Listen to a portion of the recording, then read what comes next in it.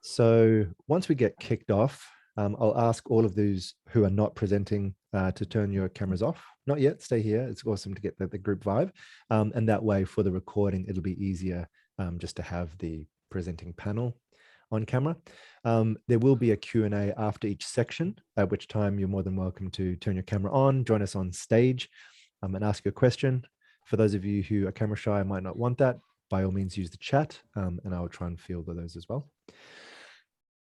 And this is something that I hope you can feel the trajectory and the magnetism of what's happening, not just generated by us, Crypto Collective and collaboration with Earthbeat Festival today, but also just as a collective, I can feel the mythology that is happening. I can sense the metaverse calling. I can tell the rebel in me that wants to redistribute wealth across the world in an equal way. I can tell the artist in me that says, you know what, it's about time. I've been doing this digital thing for so long and giving away for free. How about it becomes a legitimized profession? I can hear all of these things calling.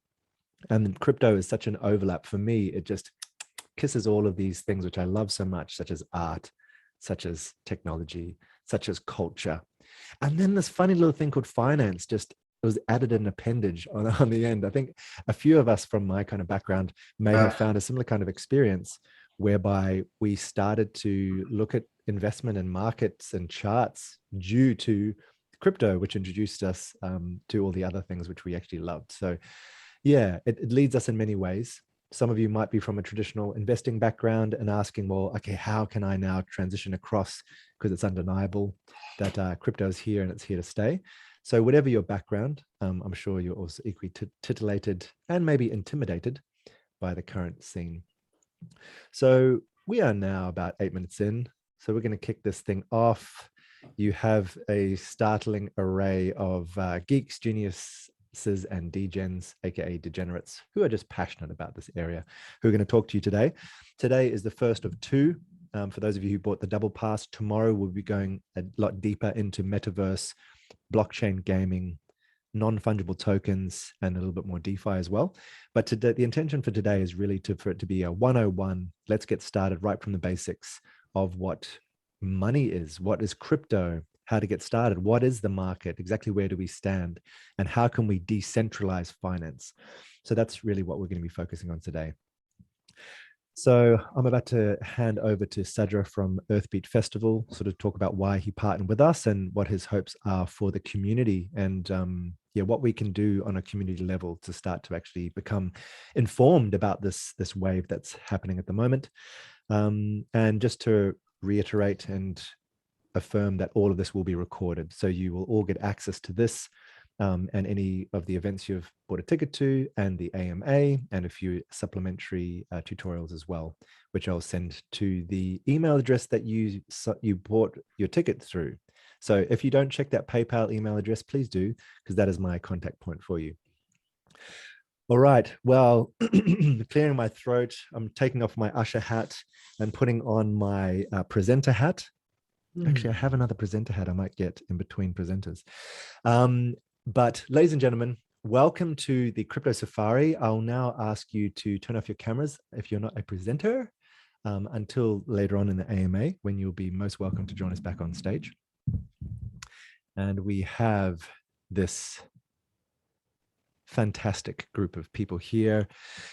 This is the very first, the inaugural, the maiden voyage for the Crypto Safari.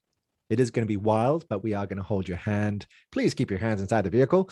And we are going to go now from the very first step of exactly what money is, exactly what crypto is, and most importantly, what can we, the people, do to be a part of this movement. I'm going to first hand over to Sadra from Earthbeat. Thank you so much for being here and bringing your community to the Crypto Safari. Over to you. Thanks, Atlas, for that brilliant kickoff. For those of you that don't know me, I'm Sadra, and I'm one of the organizers, one of the many organizers of Earthbeat Festival. Good to see some familiar faces in the room. And I'm just stoked. I'm stoked to be on this learning adventure with everyone here. I'm a bit of a newbie to the space myself, but also, as Atlas explained, realize its massive potential in so many ways to serve humanity in a major way. And just want to also acknowledge my brother Sina that's in the room as well. And I'll pass it on to you, Sina, just to have a quick intro as well. And a little bit about Earthbeat. So we set out about 7 years ago to create a platform for transformation and celebration through strengthening our relationship and connection with the earth, so that we can inspire and empower new and regenerative ways of living. And one of these, like one of the ways that we connect to the world around us and that we connect to each other is through the medium of exchange. And I personally consider this to be a very sacred medium. There's a lot of history around how money came about, and there's theories around how it came out from barter and convenience, but there's also theories that in some cultures that it was actually just a token of gratitude, where if someone brought you something and you didn't have anything that you could offer them in that moment, you would give them little knickknacks and niggles and, you know, like little gems and things like that, so they could as a token of gratitude. And yeah, really, like, you know, it's been a real passion of mine to look into the space of what is money. And through my adventure and through my exploration of what is money, I've come to also understand that the way that our money works today is one of the biggest heists on the human race. And it doesn't really take a lot to see what's going on. Just looking around, we see that on a global scale, we have an unprecedented amount of inequality. And we've had inequality, like it's natural to have inequality, and there's always been inequality in economies in the past. But this is the first time in our history that it's happening on a global scale. So you have people, the economic and monetary systems of our world are connected, and this makes the gap between rich and poor so much more devastating, if you will. So yeah, my journey through the space actually I came into the space of exploring finance through the work of a brilliant professor out of Southampton University, who has also been fundamental in if anyone's heard of quantitative easing, he was the one that brought that into the world. And it's not practiced in the same way that he brought it into the world, but just for familiarity, he was the inventor of quantitative easing, and his name is Professor Richard Werner. And he's got if you are interested in this, in how economic colonization is taking place in our world, and how central banks are consolidating power and control, and therefore exacerbating and perpetuating inequality, then he does have a book called The Princes of the Yen, and also a documentary. It's also a documentary that you can watch for free on YouTube, which uses the Japanese economy as a case study to demonstrate how crises are engineered to facilitate and redistribute economic ownership, to implement legal, structural, and political change. So yeah, so I've dived right into his work, and that's opened me up to some other areas where I'm able to see what's like how our money is working and how our system of money is working, and what the role of the Reserve Bank of New Zealand is in our economy. And it's also something that's never on the table at an election either. Like there's never any fundamental monetary reform that comes up at election time.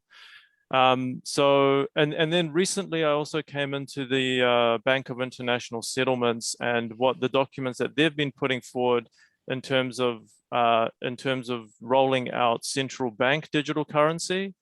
And central bank digital currency is essentially crypto blockchain, private crypto blockchains that are controlled and permissioned by central banks. So in a way, pushing our money towards a digital space, which is, it could have good things and bad things. I mean, the way that things have been going, I'm not hopeful that it's necessarily a good thing for humanity. And that's, I really see cryptocurrency as being offering a real pathway for a different way that we can operate and exchange, and in a more equitable way. So I think that kind of, yeah, there's so much, like just working with the guys from Crypto Collective, there's so much genius in the room, and really appreciated what these guys are bringing, and excited to be on the learning journey as well, and learn about NFTs, which I really don't know a lot about, and also the DeFi space, and also there's some of the questions around crypto and energy consumption and how that works, and all of that stuff. So big kudos to Atlas and the team for holding the space. And I'll I don't know if Sina is with us, but Sina, if you're here, jump in and throw your voice into the mix. And then after that, we'll pass it on to Marcus. You're on mute. Yeah. Kia ora, everyone. Thanks, Sadra, and the team for putting this together. So, if some of you were here in the first AMA we had last weekend, and there was just so much value, so much juice in that conversation. So I'm really excited to hear what comes out of this discussion and this kōrero. So also wanting to continue to explore for our community, Earthbeat. We hold a festival every year, and this year's, we've been kind of sidelined with the world events and the pandemic, and we have to look at other ways that we can stay resilient at this time and to hold our community together. And this discussion around cryptocurrency and being self-resilient and finding ways to bring more wealth, abundance, and connection in our community has really stood out for us. So always keen to explore new ways of doing things. That's part of our kaupapa. But I won't take up too much time. I'll pass it over to Marcus to kick off this weekend, and really looking forward to seeing what comes out of this discussion. Thank you so much, guys. Yeah, I'll be the host to do the little segues. So thank you so much, and really important for us to have these really practical uses of crypto. I think that particularly someone that's organizing an event, these live face-to-face experiences, an entire community and industry is really affected at the moment. So great to have you guys here. Thank you for co-sponsoring this particular safari. And now let's get straight into it with Marcus. And I'll also be asking all presenters to give a brief introduction of themselves as they get kicked off. And I really feel that Marcus is the perfect person to start right at the basics of what is money. So over to you, my friend. Thanks, guys. I'll just get straight into it.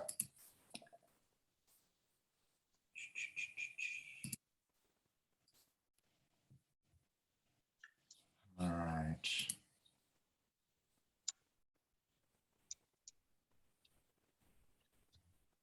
Okay, can everybody see my screen? Sweet. Okay. So thanks for coming, everybody. I'm gonna be presenting why Bitcoin is the sound money we need in our failing economy.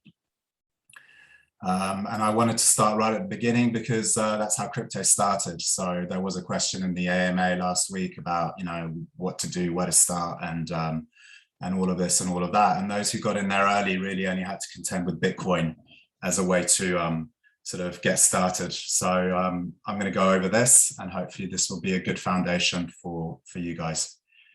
So a little bit about me. So I first came across Bitcoin in 2012. I'm not a techie. I had been interested in politics and geopolitics and economics and things like that. At the time, Bitcoin was $6. So even if I put $60 in there, would have been quite happy today. But I literally didn't know how to do it. So I just kept on researching. I kept on understanding how it worked. Eventually, I started investing. I lost wallets. I made loads of mistakes. I sent crypto to wrong addresses. Every mistake that you could possibly make back in the day, I made, or that you might even make yourselves today. So, my hope today is that people can learn from my mistakes and not necessarily repeat them. So I see crypto ultimately as a way towards personal sovereignty, a means to decolonize ourselves from institutional control, and therefore also a regenerative tool for building society.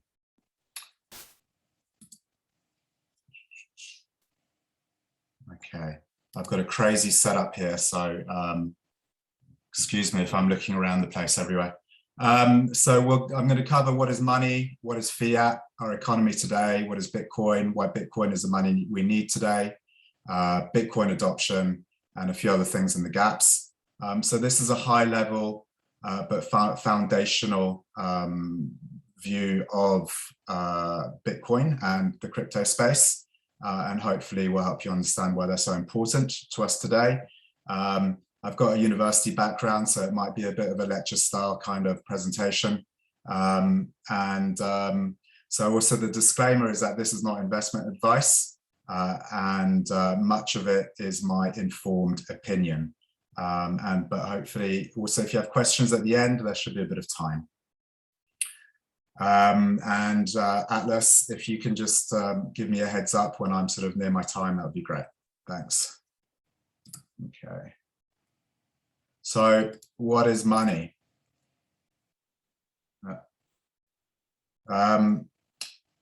So money is anything that serves as a medium of exchange. And a medium of exchange is anything that is widely accepted as a means of payment.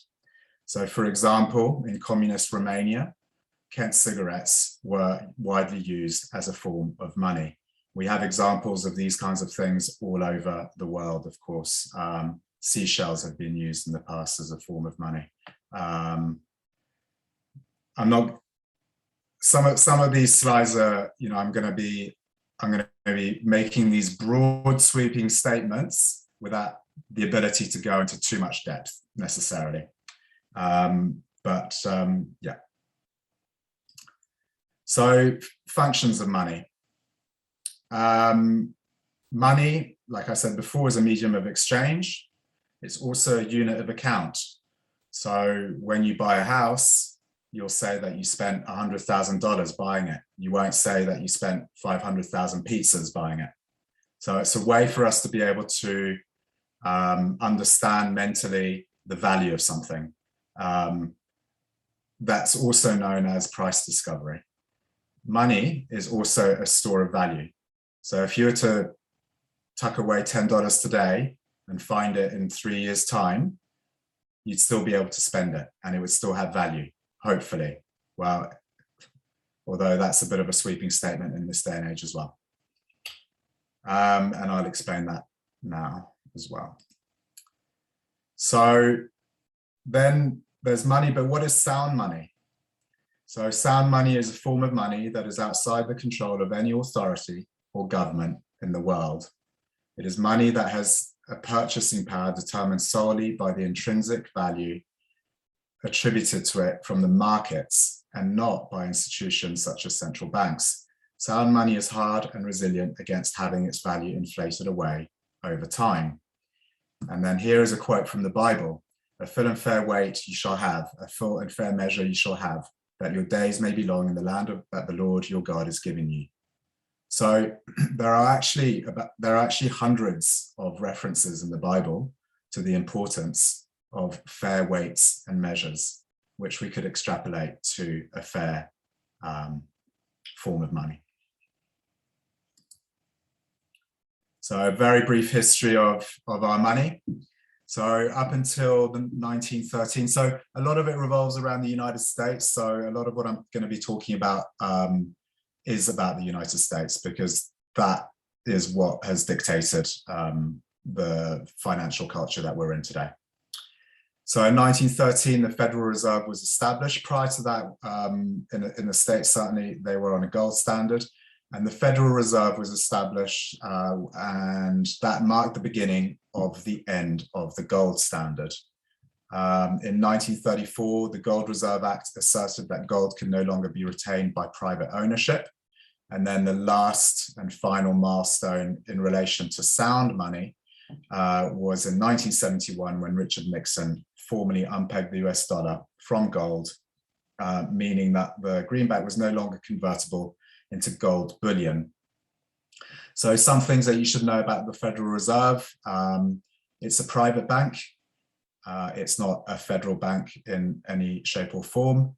And the Federal Reserve Act was passed in December, 23rd of December, 1913. And many people say that that was an opportunistic time to pass the Reserve Act, as many Congress people were away for Christmas.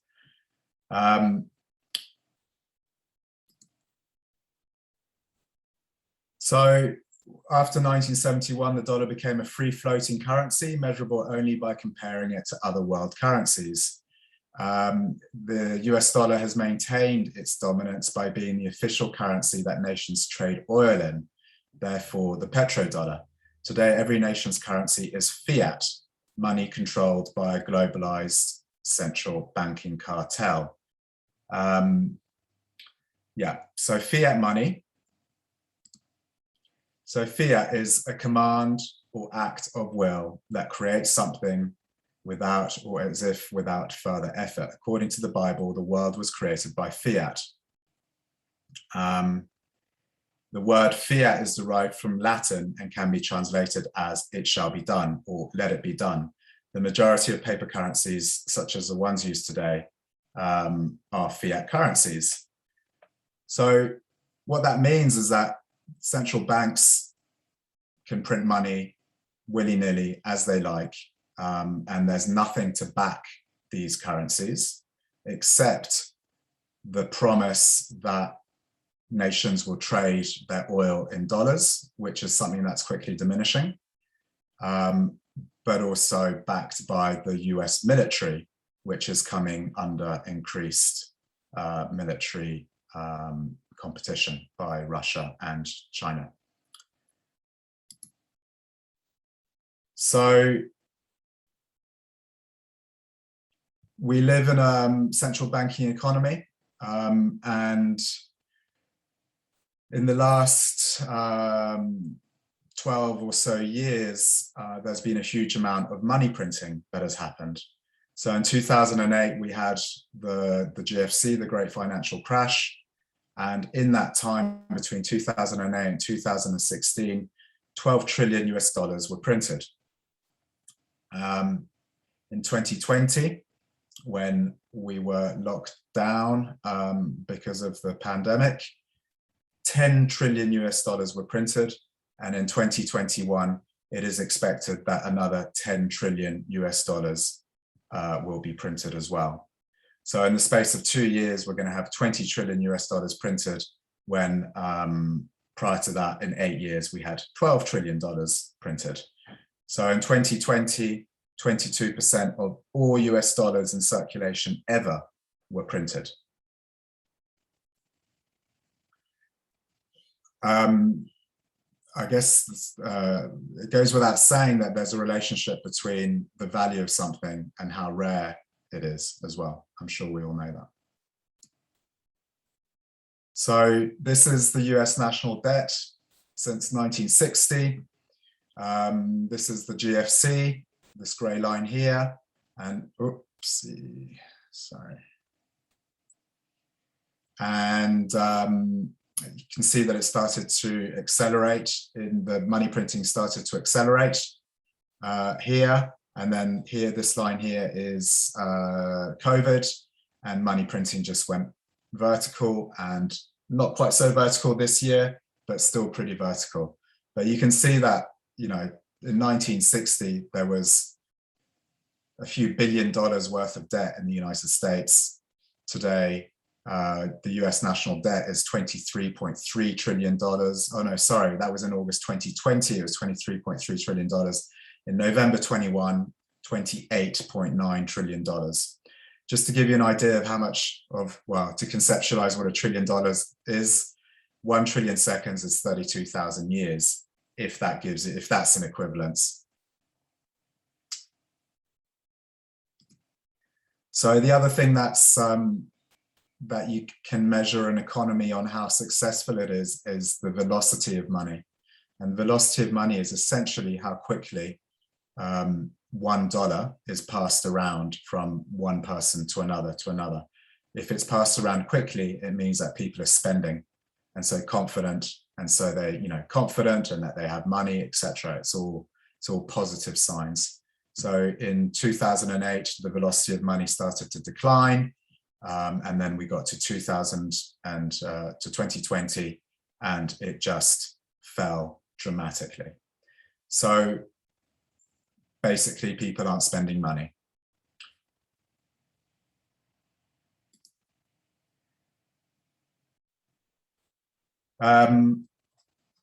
Yeah, so at the moment, we're just printing money like it's growing on trees, literally. I mean, even faster than if it was growing on trees. And we're in a really tricky situation where we can't stop printing money. Because otherwise the whole house of cards collapses, as Max Kaiser said. So the other tools that would traditionally be used to sort of stop inflation, which is the period that we're in now, we're in an inflationary period, is interest rates. But interest rates have been decreased over the years so that people would spend their money more quickly. And because there is so much debt in the world, we cannot raise interest rates because of all the debt. And so people would go bust and companies would go bust, even if you raise interest rates a little bit. So we're in an inflationary period right now. So the way it works is central banks print money out of thin air. They lend it to the banks at very low interest rates, even 0%. Banks, their main form of making money is through mortgages, which means that they receive very cheap money, they lend it out to people, which means that house prices inflate, and so do asset prices. Also, companies borrow cheap money, buy back their shares, which equates to share price inflation. And then, of course, these are the key performance indicators for company executives, is to make sure that their company shares are going well, because that's also one of their legal requirements to their shareholders. So they also make a killing. So meanwhile, real economic activity, productivity, remains super low. And that is true all around the world. And in fact, things like high asset prices, like houses or shares in stock markets, exacerbate low productivity because it encourages people to go and to be investors instead of actually producing goods and services. So high asset prices but low economic productivity equals a Mickey Mouse economy. Okay, so here we go. This is the rise and fall of the US dollar. This is the real shitcoin. So this is in 1913. In $1 in 1913 is equivalent in purchasing power to about $27 today. A dollar today only buys 3.63% of what it could back in 1913. So because of all this money printing, money itself is losing its purchasing power. Inflation is the hidden tax that we all just accept and believe that it's part of the economic cycle, but actually it is imposed on us. So when we go to work and we earn money, that money depreciates and it takes the value away from the work that we're doing through this hidden tax. So it's estimated that true inflation today is about 10%, and that has been worked out based on parameters that were used in the 1980s. So the way they work out inflation these days is, they just they move the goalposts all the time to make it suit their narrative. Some experts are saying that currently we are in a period of super inflation. We've all seen how things like petrol prices have gone up here in New Zealand. Food prices are starting to go up. These are things that are being seen a lot more acutely in other countries as well.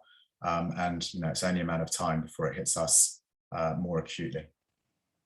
So many experts are really ringing alarm bells.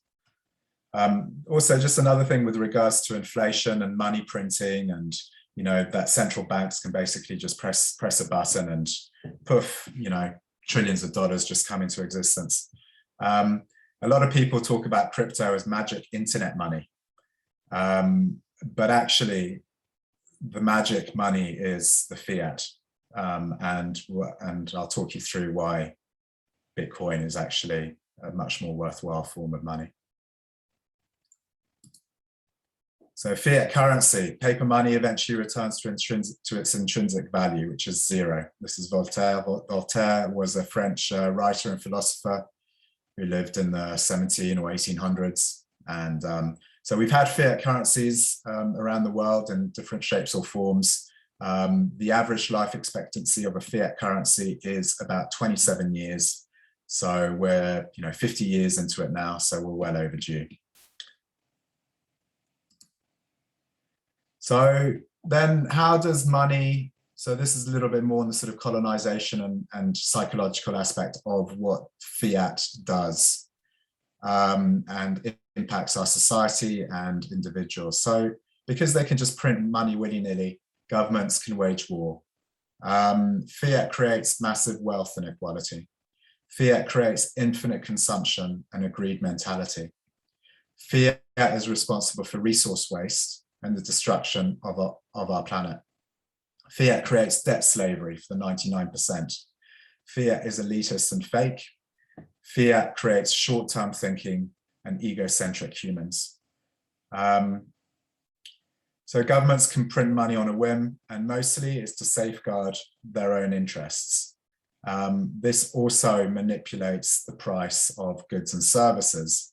So with something like fiat, we can talk about house prices or share prices as an example. But what that does is that it means that the market doesn't truly decide what something is worth. Again, this is what price discovery is. When enough people decide that an apple costs 5 cents, then that's the price of the apple, because that's what they're willing to pay. But if apples are manipulated to such a degree that, I don't know, that the apple trees are burnt or something, that creates apples which are more expensive. Yeah, so that's the problem with fiat in its current form. So also fiat is a form of colonization of our minds. So we're not taught what money is, how it's created, and who makes it, and how it works. So we're just born into a system that we always use, but we never understand it. As kids, we get given some money to go and spend at the shop. It's just this piece of paper or this piece of metal that we hand over to the shopkeeper, and we get something back in return. And that's basically the extent of people's understanding of what money is, even into adulthood. There's very few people who really understand that money is created out of debt, for example. That things like the money that you earn in the bank is not yours. There's all sorts of things in there which people really don't know. So we then have to acquiesce to the experts and the expert double Dutch speak, which basically hardly anyone understands. So it's another form of submission. And it's therefore from that, we can be easily manipulated and controlled. And we also unsuspectingly relinquish our sovereignty.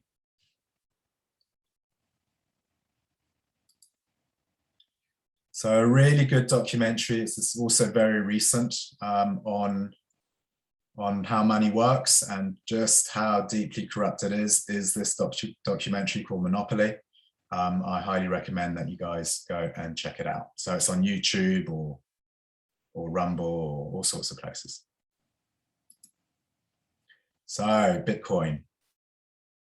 I'm just going to go into a little bit of history of Bitcoin and just run over what Bitcoin is. So Bitcoin came about on the 31st of, or was released on the 31st of October 2008. A personal person's, to this day unknown, going by the name of Satoshi Nakamoto, released a Bitcoin white paper.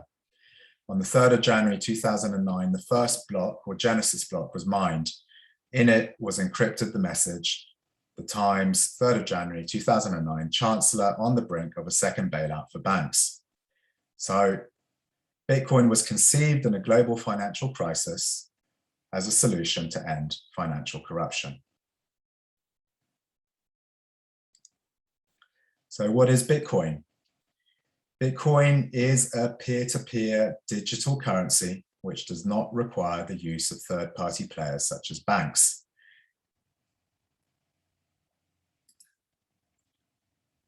Maybe I'll go back actually. So for those of us here who might not know what that means, basically it means that I can send you Bitcoin directly. It doesn't have to go through a bank. It doesn't have to go through any third party. There's cryptographic trust built into the system. And also the payment rail is really quick. So if I was to send you some Bitcoin, I mean, it might take at the most half an hour. If you want to send money to, and I could do that to someone anywhere around the world. If you wanted to send money to Europe or to the States, it would take days to arrive. So yeah, so Bitcoin, so one of the advantages, of course, of Bitcoin is its payment rail, its speed, that it's peer-to-peer.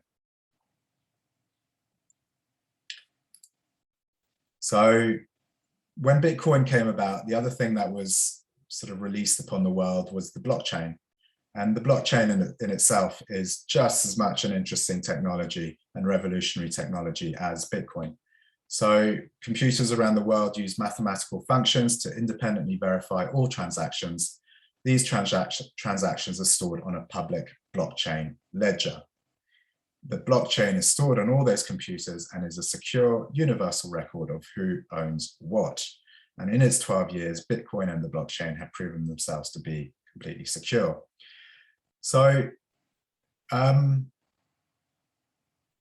Bitcoin is basically a really safe and secure ledger of accounts that has successfully solved issues such as the double spend problem, digital security through cryptography, transaction speed and efficiency, the inflation issue, issues of control and corruption. So in the past, ledgers, the way, so the double spend problem is making sure that, you need to have a really good ledger to make sure that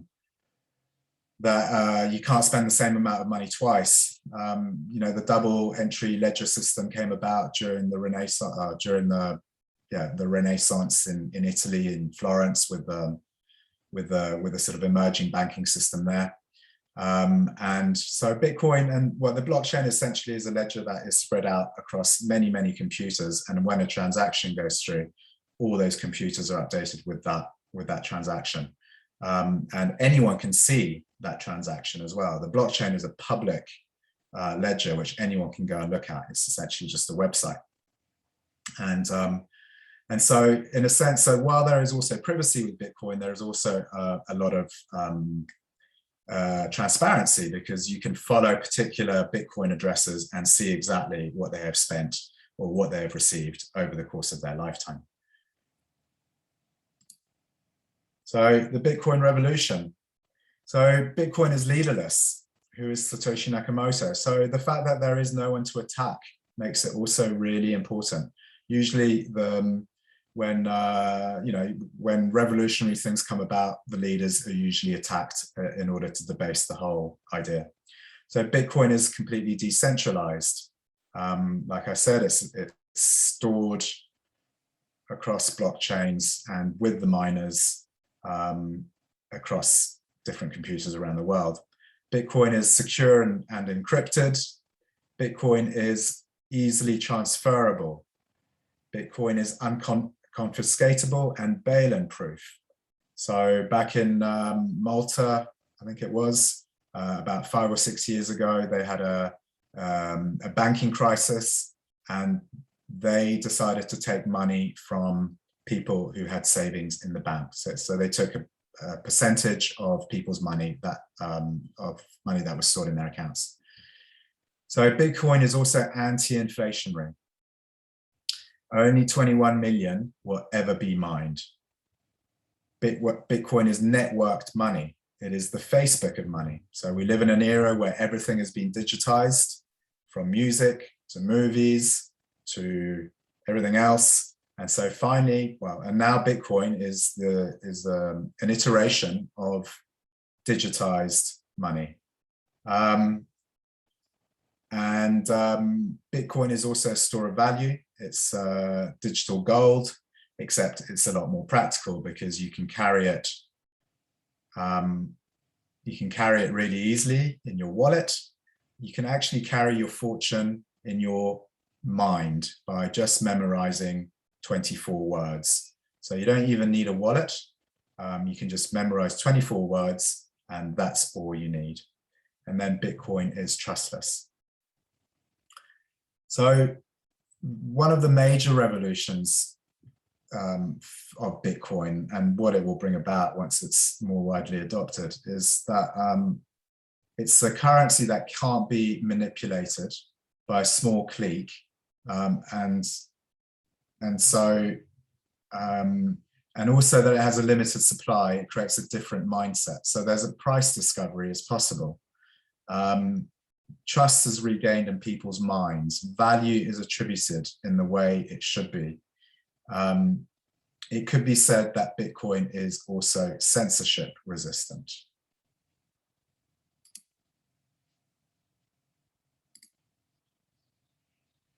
So Bitcoin versus altcoins. So Bitcoin is a store of value. It's compared to digital gold. At the moment, people are putting their money into Bitcoin to safeguard the value of their cash, essentially. And it's competing directly with other traditional stores of value, including other metals, national currencies, and commodities. So altcoins are akin to technology projects. They're ushering in a new era of technology that will fundamentally change the current internet and technology landscape. Much of that new technology is revolutionizing finance. For example, the payment rails that I spoke about before, with other folks here are going to talk about DeFi, but I'm just going to mention that with DeFi, essentially what it means is that you can put your Bitcoin to work in interest-bearing accounts. You can lend your money to people across the world, again, in a completely trustless way. So you could imagine maybe, I don't know, someone in Ethiopia needing to get a loan, and you could be part of lending that money to them, and there's ways for them to be able to pay that back in a trustless way where you're guaranteed to get it back. So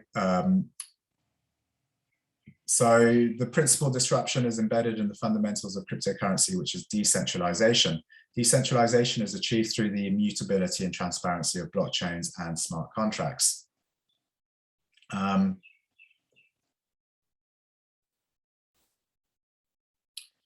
So I'm just going to touch a little bit on central bank digital currencies. I'm not going to dwell on them for very long.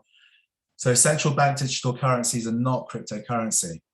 Central bank digital currencies are highly centralized and potentially very dangerous and dystopian forms of money because they are created by the central bank and they are distributed directly I guess they're planning to distribute them directly to people, and they will, I mean, potentially give central banks and governments and authorities just power, which is just very dystopian, the ability to just cut off your money if you don't comply, if you don't behave, all sorts of, you know, very ugly things.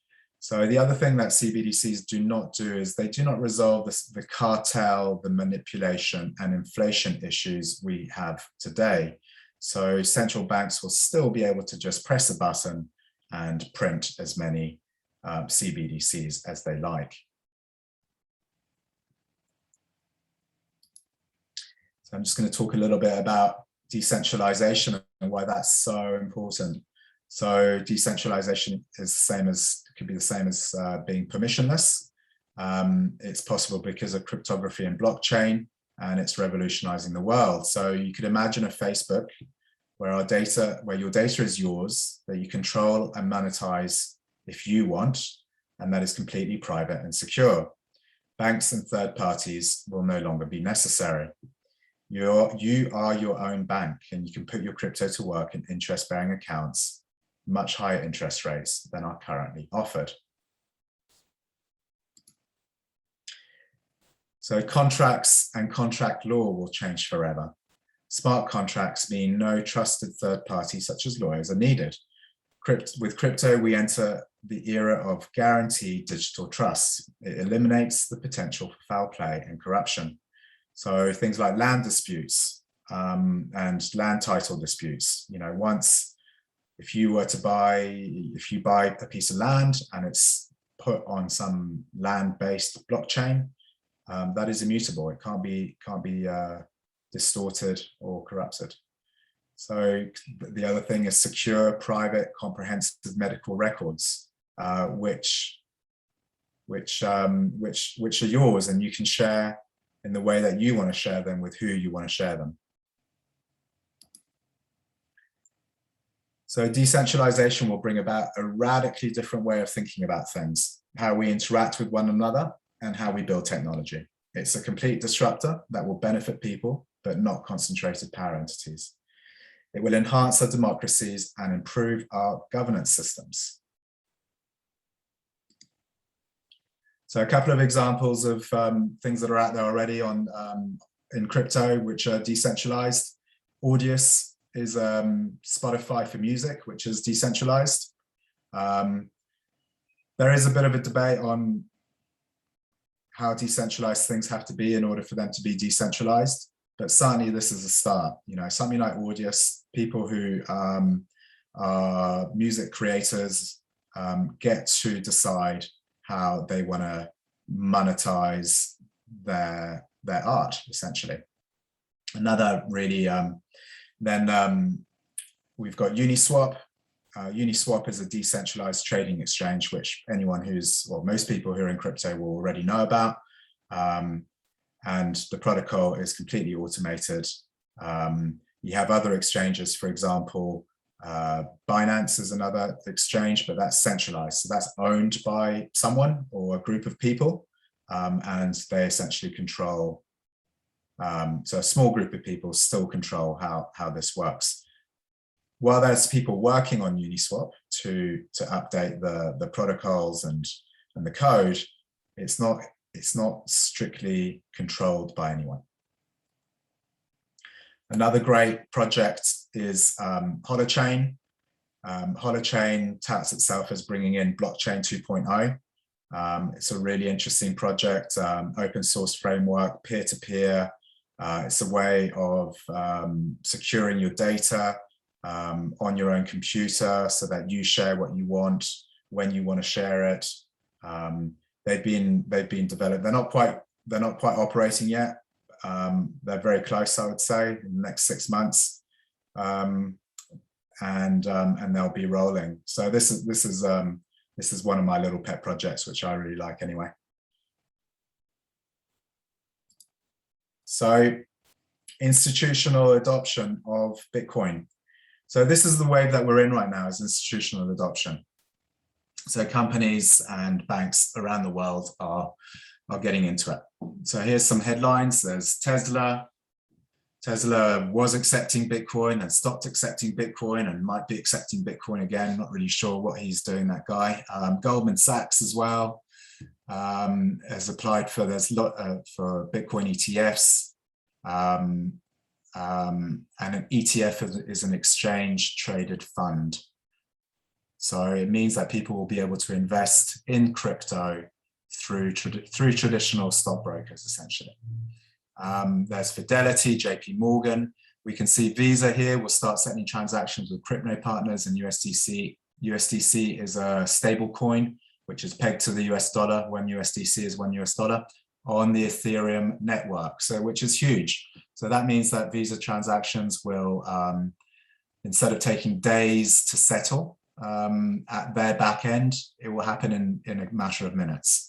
But what that also means is that there'll be millions, if not, millions of extra transactions that will happen on the Ethereum blockchain.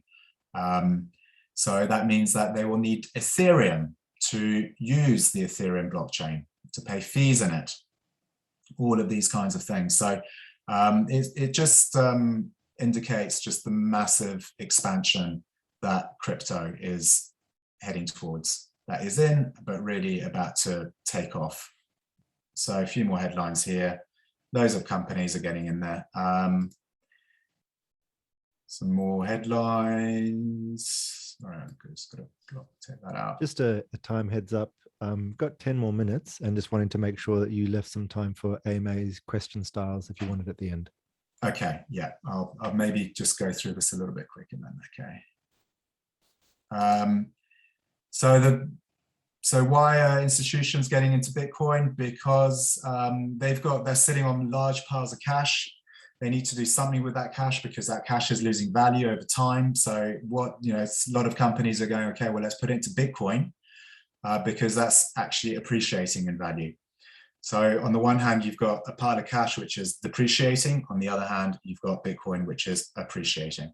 So for a lot of companies, it's a no-brainer. And once enough companies start doing that, it's like a snowball effect. And everybody else will follow. So MicroStrategy was probably the most well-known company that sort of kicked this off. They decided to borrow. They even decided to borrow money, fiat money, at record low interest rates, and then use it to buy Bitcoin, which is appreciating. So in a sense, what this means is that they're betting against the fiat system.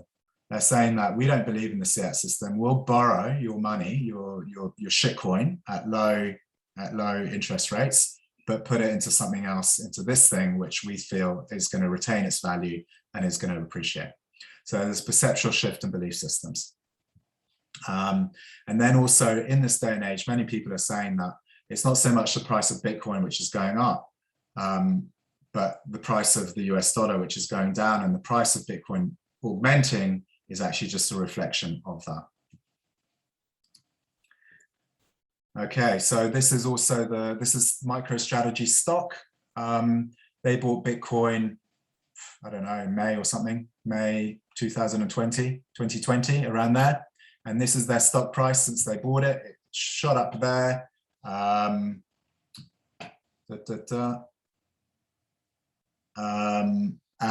So people are buying MicroStrategy stock on the regular stock market because they are exposed to Bitcoin. We also have central bank adoption. El Salvador is now, well, it has now adopted Bitcoin as legal tender. So they're using that alongside the other legal tender, there's US dollar. And that's a really interesting space to be watching. So we have actual countries taking up the use of Bitcoin as legal tender. There's lots of other countries that are talking about it as well. This is the price of Bitcoin in the last year. So a year ago, Bitcoin was $16,200. Today, it's at $65,000. And on average, Bitcoin has appreciated $200 a year. So Bitcoin is volatile, but it's volatile on the way up. Again, here is how Bitcoin market capitalization compares to other ones. So yeah, Bitcoin market cap today is actually 1.2 trillion. It's just below silver, not too far from Google, not too far from Amazon. The biggest commodity there is gold at 11 trillion.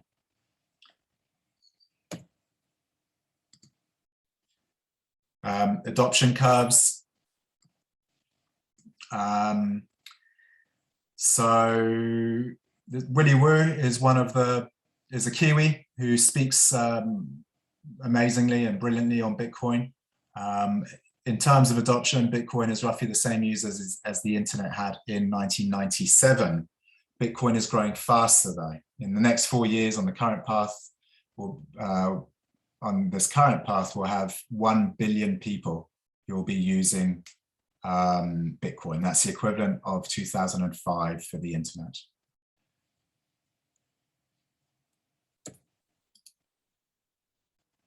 Okay, cool, there you go.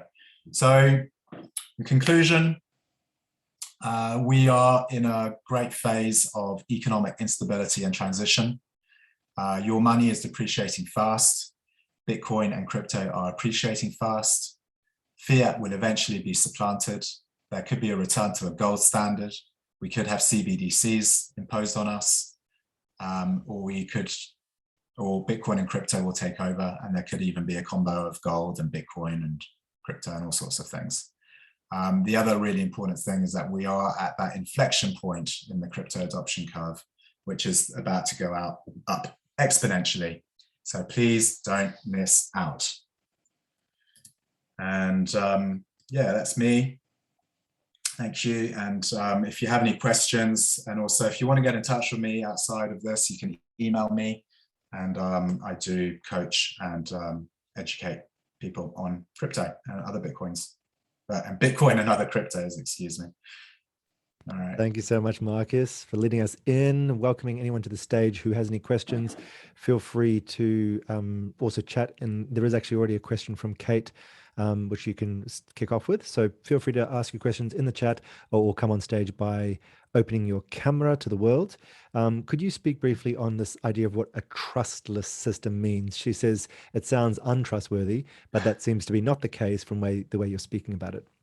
Yeah, so at the moment, when we need to make financial transactions, we need a third party to establish trust, i.e. a lawyer, an accountant, or a bank.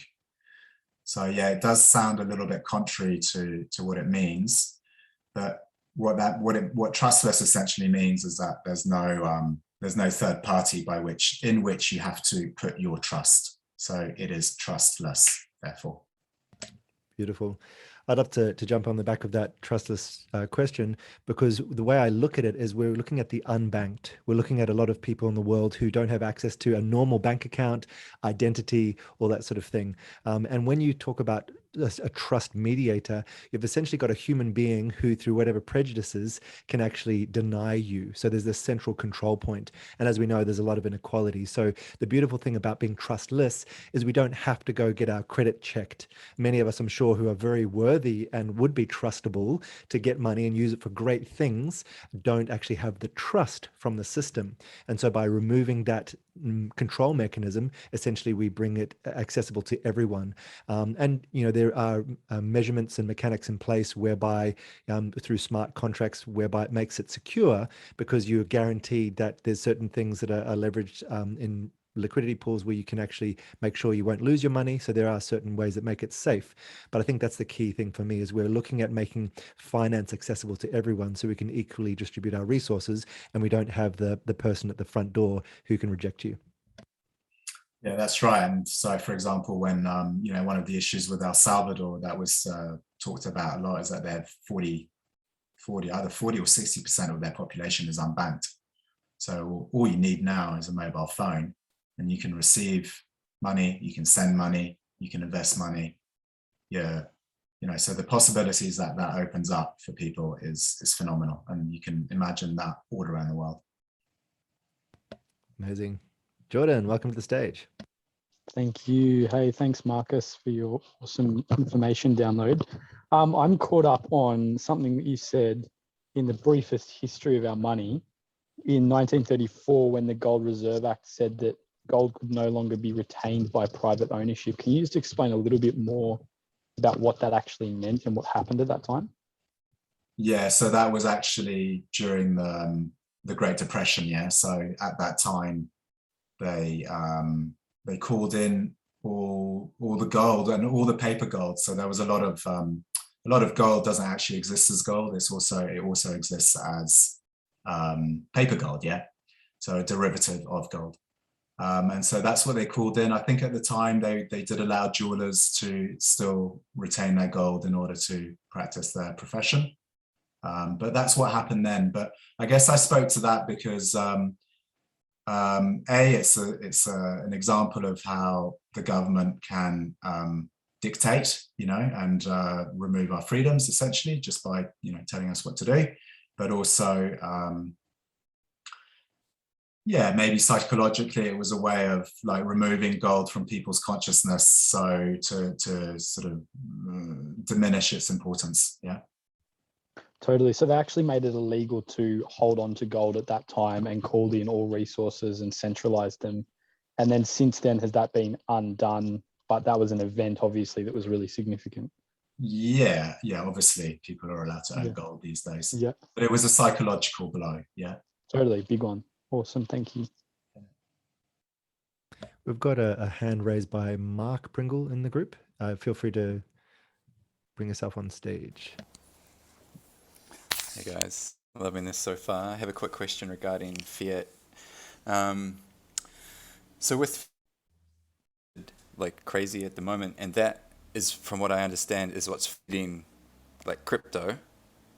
And the fact, I assume the more fiat there is in circulation, the more it gets printed, the more that can be fed into crypto. And if that is what's happening, is that going to have any consequences, as it probably will have, just by printing it in circulation, having so much, and whatever the repercussions are on that?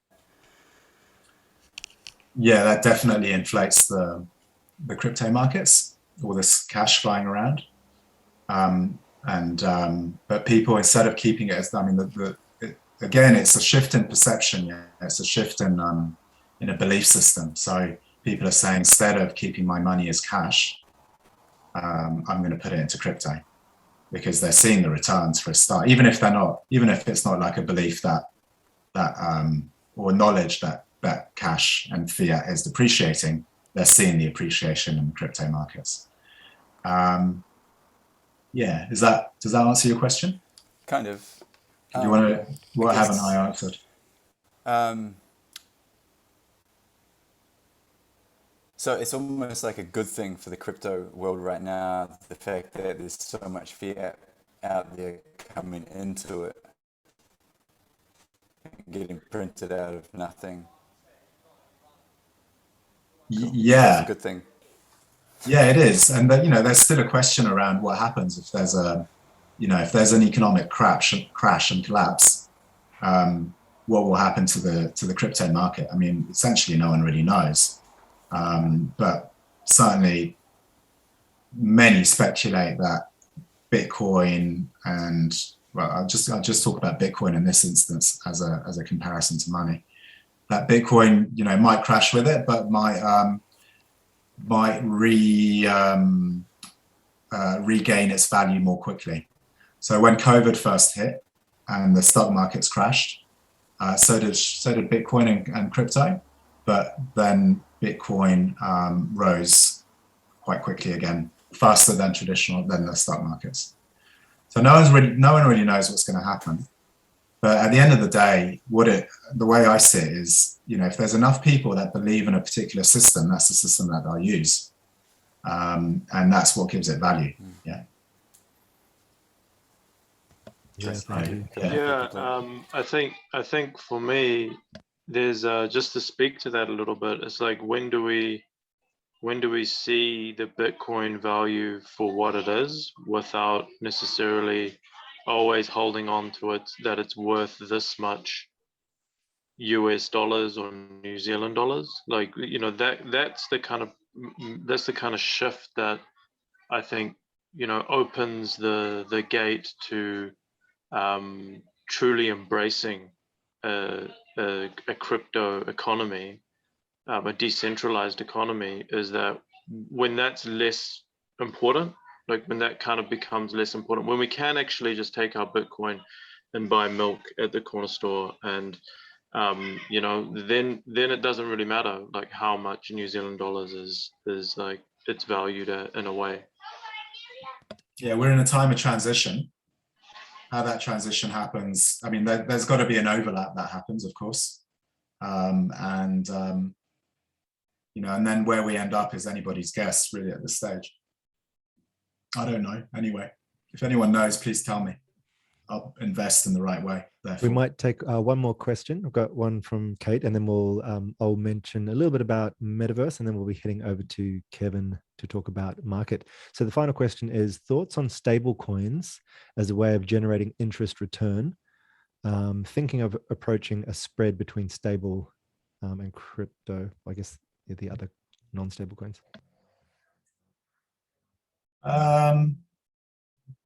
Yeah, I mean, generally, a lot of the sort of staking pools, I mean, you can, like, if you're investing your stable coins, there's liquidity pools and then there's staking, and often they might require that you have some stable coins when you're putting your money into these liquidity pools. Thinking of approach spread between stable coin. I can cover some of that. Go on, Kevin. We do have DeFi coming up with Hayden, and also Kevin will be coming up next. So if either of you are going to address that in your session, then we can just transition through to the next session. The only thing I would say to that is that obviously a stable coin is pegged to the US dollar. So, you know. Yeah, I can cover all that a bit after. I've got heaps on that, so easy. Sweet. Perfect. I'm just wondering, Marcus, if you had a chance to touch on the energy, because someone did ask a question as well in there, and I got cut off for a moment there, so I didn't get I don't know whether you touched on that. Totally cool to do that. What we'll do, I'm going to grab the reins like the wild jungle man that I am. Sweet. And we will definitely cover the environmental aspect. I or Kevin or Hayden can do it. We will kick on to the next section, but obviously it's really key to the heart of a lot of people is making sure that we don't just get transfixed by the dangling technocratic testicles, and we actually look at Mother Nature as well. So we will definitely address that. But thanks for bringing it, Sadra.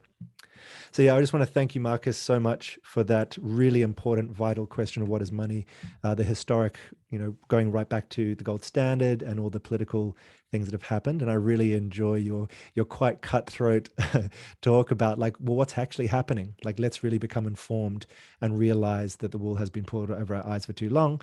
And now, due to technology like the internet, we can actually come in here and talk about it freely. So thank you so much for speaking as you have today. Thank you. Amazing. So next up is going to be Kevin talking about market and charts and such. I'm going to take the privilege of being the host here today just to weave a 3-minute story before Anonymous talks. Love the filters. Okay, so I want to quickly add the human part. I want to quickly add the story part. We know the financial reality. We know the political actuality through our subjective filters, which is always open to debate. We're not here to impose our opinion. We're just here to give our passionate point of view. What I want us to feel into is what story we are telling. Because like any economy, it is based on our belief in it, our investment in it, our willingness to receive it, all of these kind of things. The story happens through social media, through news headlines, etc. So the way I see this metaverse coming about is essentially a need for us on an international scale to satiate our spiritual and human parts of ourselves. When we looked into the Industrial Revolution, we had to congregate in centralized areas around the town centers so we could show up at the factory every day. There was a need for our physical body to be linked to the economy. What's happening with the metaverse is now we can be across in remote locations. I was just sitting out this morning looking at trees and nature and just loving this duality, this dual citizenship you could call, where my physical body can be in nature on rural areas. My physical body can be in quote unquote developing nations and can be dispersed anywhere as long as there's an internet connection. My mind wants community. My mind wants continual learning. My mind wants fantasy and dreams, and I want to be able to dress up as a gargoyle or a dragon or do whatever I want. This is another part of myself. And so this is why I think we have brought the metaverse into being, to satiate this desire to be both human and divine. And so this is what we're seeing have happened, and we've foretold it through our movies, through our storybooks. We've looked at cyberpunk as a dystopia potentially, and also potentially solar punk, utopian ways of actually merging with nature. Don't equate a computer with what you see in front of you. It's a device for calculation. And the technology can move away from the industrial hard clank, clank, metal, petrol hungry way into something which can actually be run on water or anything. You've got many people creating computers with anything that can fluctuate between a 1 and a 0, between an on and an off. There's amazing ways that you can actually create these computational devices, and there's quantum computing and all sorts of innovations. So let's separate the technology from the idea, and let's separate the technology from the physical actuality of the tools that are currently holding it. And together we're going to dream up better and better solutions. So we've been talking about this idea of also potentially the dystopian nature of transhumanism, and we all just get plugged in through our VR goggles and we become these inert, human batteries. A discussion of that will go deeper tomorrow, but I would just say this: many tools can be used for enslavement and freedom, and due to our human nature, we are going to run in both directions equally. We've done it in the past, we will continue to do this. But believe in the heart of the people, the hackers, the cypherpunks.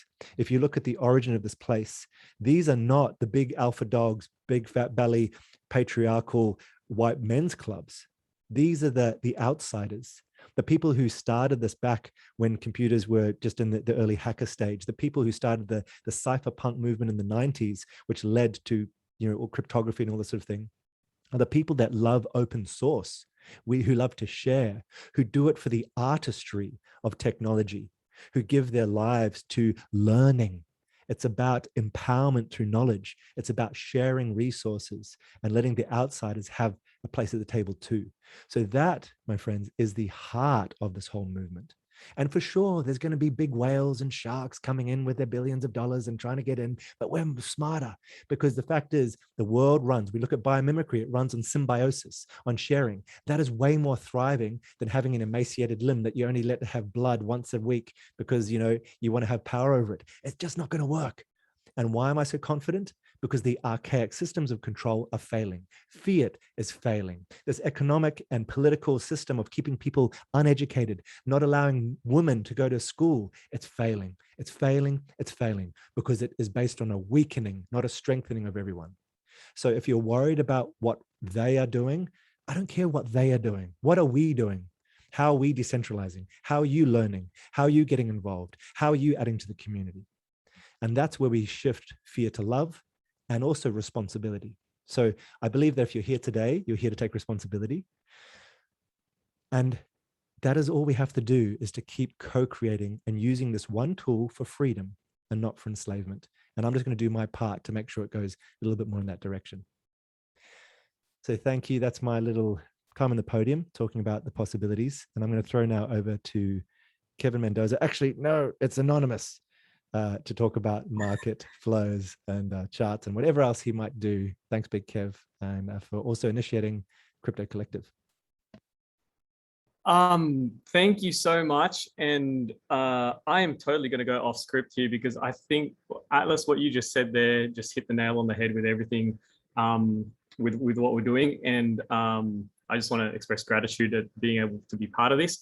And I know I'm supposed to be talking about markets, which I will do, but I'm also going to be talking about a whole bunch of other stuff, because I think we're sort of all here with like 100 questions in our heads.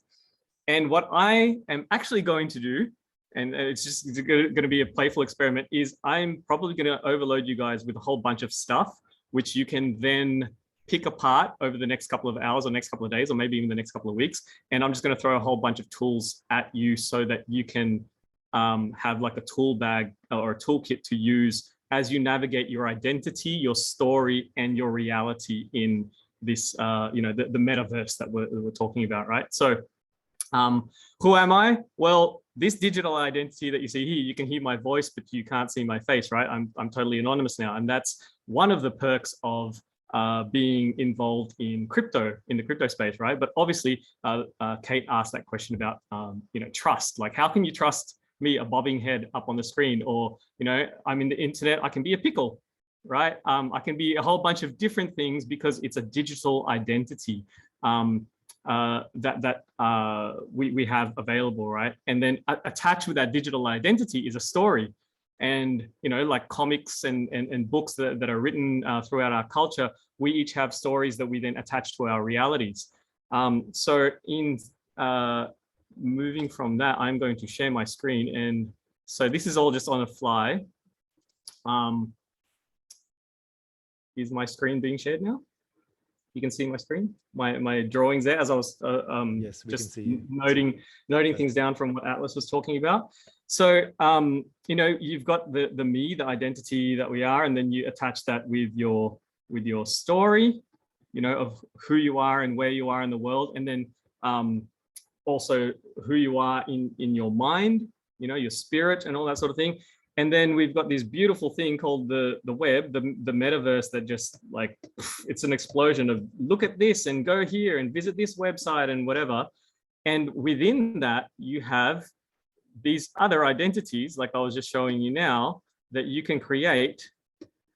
And each one has a different story, has a different level of sovereignty, has a different purpose. You can create different wallets, you can create different NFTs, you can where's my mouse? You can be a monkey.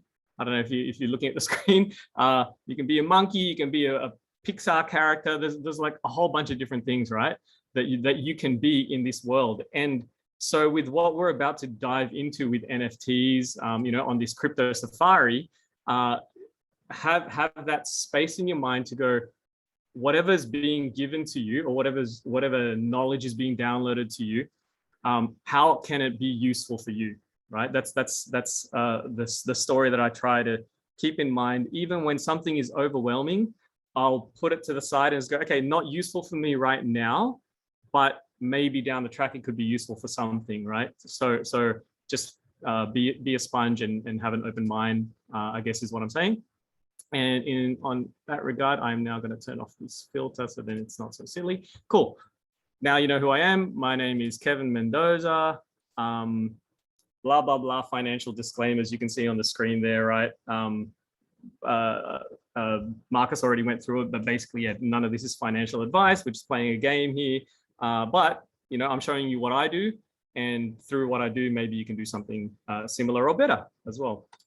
My story in a nutshell is I got into Bitcoin in 2013. I was a musician in Australia, and I was also a graphic designer, and basically had creative burnout, led to a stroke, ended up in Thailand, ended up building a vegan restaurant, and then this crypto-based resort. We created our own token. And this is all prior to COVID. Wanted to have this like utopian place here in Thailand, and then COVID sort of shut everything down. But along that journey, because I had crypto knowledge, then I was able to turn that into education, helping other people, doing my own trading, and basically coming out from COVID in a pretty good position of surviving in this, similar to the drawing that I did before, where my digital identity is like full on crypto nerd, but my day to day is I live in this bamboo dome that you can sort of see. There's a garden outside, there's fresh veggies, animals running around. And so I sort of straddle the best of what I believe is the best of both worlds for me, right? And this was all made possible through crypto. So in this session, I guess I want to be able to show you guys the reason I'm excited about showing tools and things like that is as a drummer, like I like to hit a whole bunch of different things, and it can get overwhelming for some people. But for me, it's like those different tools have somehow ended up, you know, in this situation for me where I'm not so focused on you know, what's my place in the world or the financial side of things. Yeah, I hope that you guys and girls can see the benefits of crypto through that. And obviously, the touching on that environmental side, there's many benefits to crypto that aren't just about mining and taking resources, and we can go through that as well. Anyway, so I'll skip through some of these slides because you know, they've already sort of been explained what Bitcoin is and you know, what mining looks like. I just wanted to point out that this is like the old school, like how things started. You know, people in their basements kind of using computers, and then now there's like massive factories. But there are other models now called like proof of stake or proof of space. There's many proofs of different things that basically allow these networks to function without being resource heavy, right? And also on the energy side of things, mining these sorts of things or running computers basically has promoted more renewable energy use, because if you think about it from a business perspective, for someone wanting to run a mine or do these sorts of things in crypto, they want to keep their costs down. And the best way to do that is through renewable energy and trying to, you know, find sources of energy that don't cost them an arm and a leg. So Marcus did cover this, but I think it is really important to, you know, point out, not just with Bitcoin, but with the entire market, like the whole reason that most people are part of the crypto movement is based around these sort of four elements that came from Bitcoin, right? The fact that it's decentralized, you can be anonymous. I'd rather say actually you can be pseudonymous rather than anonymous, because you can actually track every single transaction on a blockchain. That's the whole point of it, right? So the anonymity comes from you not revealing your identity in certain parts. So in the sketch that I drew before, you know, if you have an online presence as, I don't know, Bob123, well then if you want to protect that identity, you wouldn't go around sharing your wallet address and bits and pieces or anything to do with your documentation. So it's called getting doxed if you get found out, you know, who you are. Yeah, you basically keep that private, right? It's not for any sort of like dodgy like tax evasion or anything like that. It's just like some people have different you know, things that they like to do online, or they have different stories. And anyway, I'll move on from that. So understanding Bitcoin essentially is about moving away from relating it to a dollar, right? Crypto in general. So as a starting point, 1 Bitcoin equals 100 million Satoshi. Whoever invented it could have like picked something easier for us to figure out, but eventually over time, we'll be able to get to a level where we're like, okay, you know, that coffee costs 0.00 something Bitcoin, or it could be another currency that takes its place. But it's a good sort of guide to at least know that in moving the mind from what we're used to, you know, before it was, I'll trade you this tablet of salt for 10 cacao beans, or I'll trade you these seashells for, you know, a block of wood or something like that. We're going through that same transition now, where it's like instead of I'll trade you this thing, you know, I'll trade you my iPhone for $1,000. It could be I'll trade you my identity in the metaverse, or these things that I've created online, or my time for X amount of crypto, right? Which I'll go through later. So in a nutshell, you don't need to be a rocket scientist to understand what's going on with its technology, right? You know, when phones first came out, or when SMSs came out and emails came out, not many people knew what that technology was, but the use of it became apparent over time, right? Anyone these days, like you give an iPad to a 2-year-old and they know how to play around with it already and press buttons and things like that. So they don't understand the technology. They just know how to get the maximum benefit out of it. So in wrapping up, talking about Bitcoin, you can read about Bitcoin through these resources here. And Atlas, I think I'll send these slides as well, right? So then everyone can get access to this in case they forget. But you can like deep dive into learning about Bitcoin through this resource here. Or you can also jump on my website, which is where Crypto Collective sort of started, and grab some resources there, or jump in the Facebook group. I'll skip this section of why now and what's possible. Sorry, Atlas, while you're there as well, if there are any questions coming up in the chat, can you let me know? Because I know I'm speaking really fast and I'm just gonna like breeze through this. Yep, no problem. I'll let you know if anything comes up. Yeah. So, you know, everyone already knows about crypto on this call. Obviously, they've heard it from someone, a friend, their mum, the dad, the, you know, kid down the road or whatever, or on the news. And there's this, you know, FOMO feeling and the scarcity of it. And, you know, people changing tune, like you can see there, the CEO of PayPal was like, Bitcoin's going to zero in 2018. And then in 2020, oh, PayPal adopts Bitcoin. And, you know, all these banks that were previously, you know, against Bitcoin and crypto are now, you know, joining the party. They're getting on the bus, right? And this all comes down to the psychology in a market cycle. So is that legible for you guys? Yeah. Just the screen. Okay. So, you know, in the early days, right, we're talking like 2013 or so, or 2009 to 2013, when Bitcoin first came out, there was kind of disbelief in the market, right? Where people were like, what is this? Bitcoin's just a toy. I mean, I thought it was a novelty when I first got it.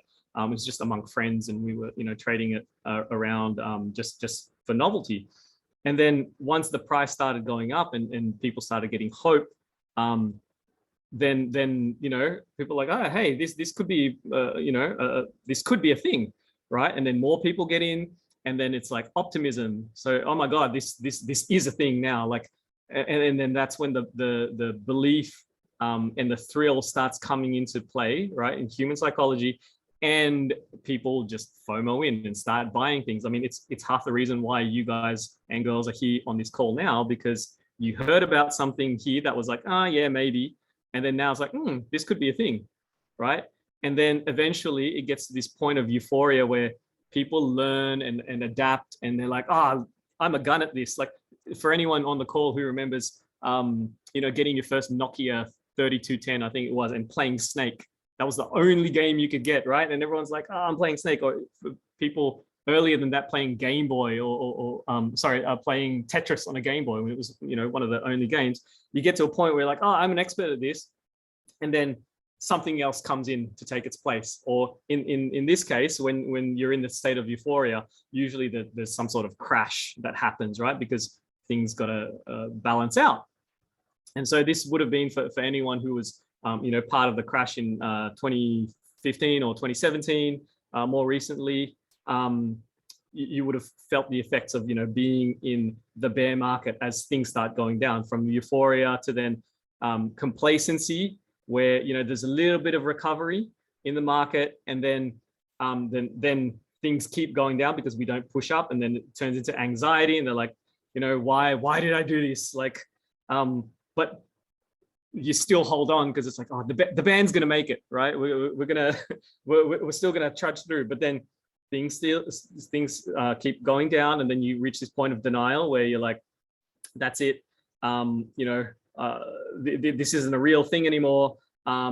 So you think it's still a real thing and it's going to come back, but you're actually holding on to a losing position, and then panic sets in because you've seen it, you know, come full circle, and everyone's selling, so I might as well sell as well, right? And that's like one of the biggest mistakes you can make in the market, in any market, whether it's your trading shares or crypto or whatever, is not having the conviction to hold on. And yes, in, you know, a small percentage of cases, it's good to know when to cut your losses and the strategies around that and risk mitigation.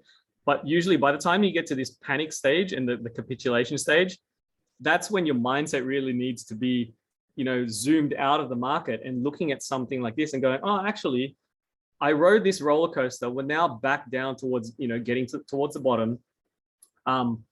because it's a market cycle, it will continue again. There'll be you know, another round of the cycle and possibly another recovery. Not all the time, but most of the time, right? I'm just speaking in general terms. Anyway, so once you know, do the panic side, then you see it bounce, and you know, there's anger and which sometimes leads to depression if it's you know, the timeline goes really long, and that's what we call a bear market, because you're kind of like hibernating and there's nothing to do, you know. And usually that's actually the best time to buy, right? You might have heard people, you might have heard the term like when there's blood on the streets, that's the best time to buy, or you know, that's when the sharks come out.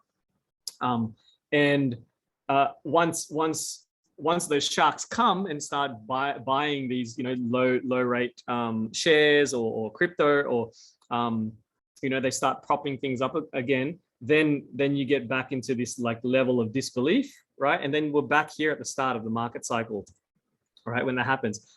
So the reason I wanted to go through that whole cycle is we went through this over the last 10 years or so, or for some of you might have just been through this cycle from 2017 to now, right?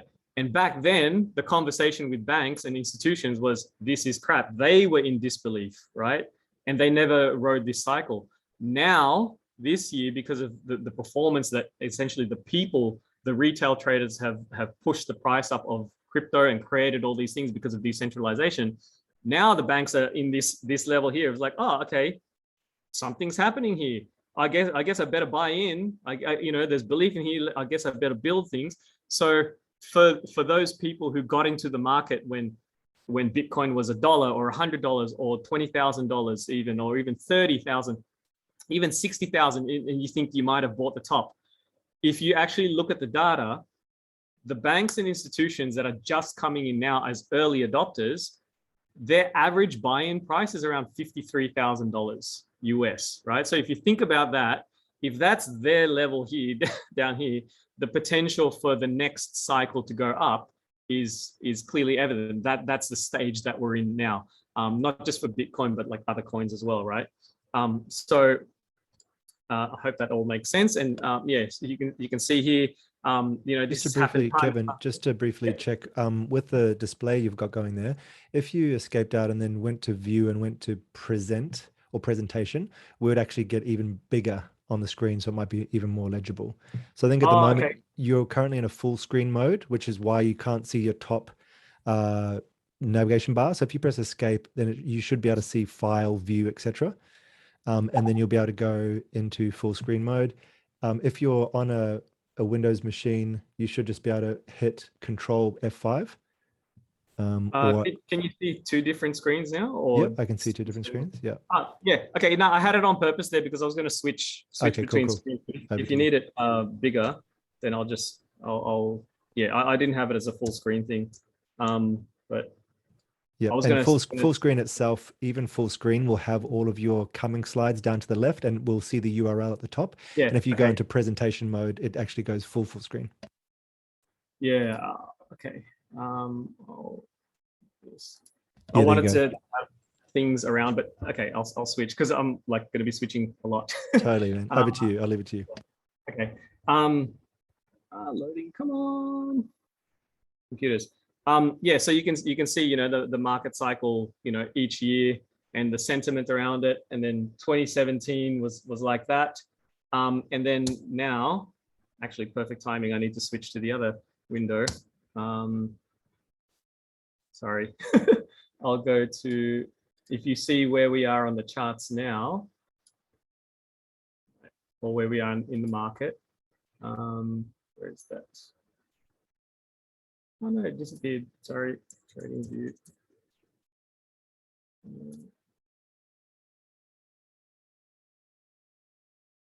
Tick tock, come on. Ah, I don't know if you just saw that flash on the screen, but for the people out there who are concerned about the planet, I don't know if you know about this, but there is a project called Ecosia. It's a search engine, and if you use it instead of Google or DuckDuckGo or whatever your search thing is, they plant trees. And there's a project that's going to be working with them that's crypto based actually, So there's something for, on that note. Use Ecosia, and every search that you do plants trees. So anyway, back to the market cycles and where we are, right? Over here, you can see that in 2017, you know, similar to this, you know, market cycle here, we were in that phase of, oh, come on. Yeah, we're in that phase of euphoria, right? Right here, there's the euphoria right there. Bitcoin's gonna go to the moon, 20,000, and then bang, it dropped down in price, right? Actually, if you look at, I'll just use this tool here really quickly to show you guys, whatever the bottom price of Bitcoin is there, right? It went up, the chart doesn't even show it.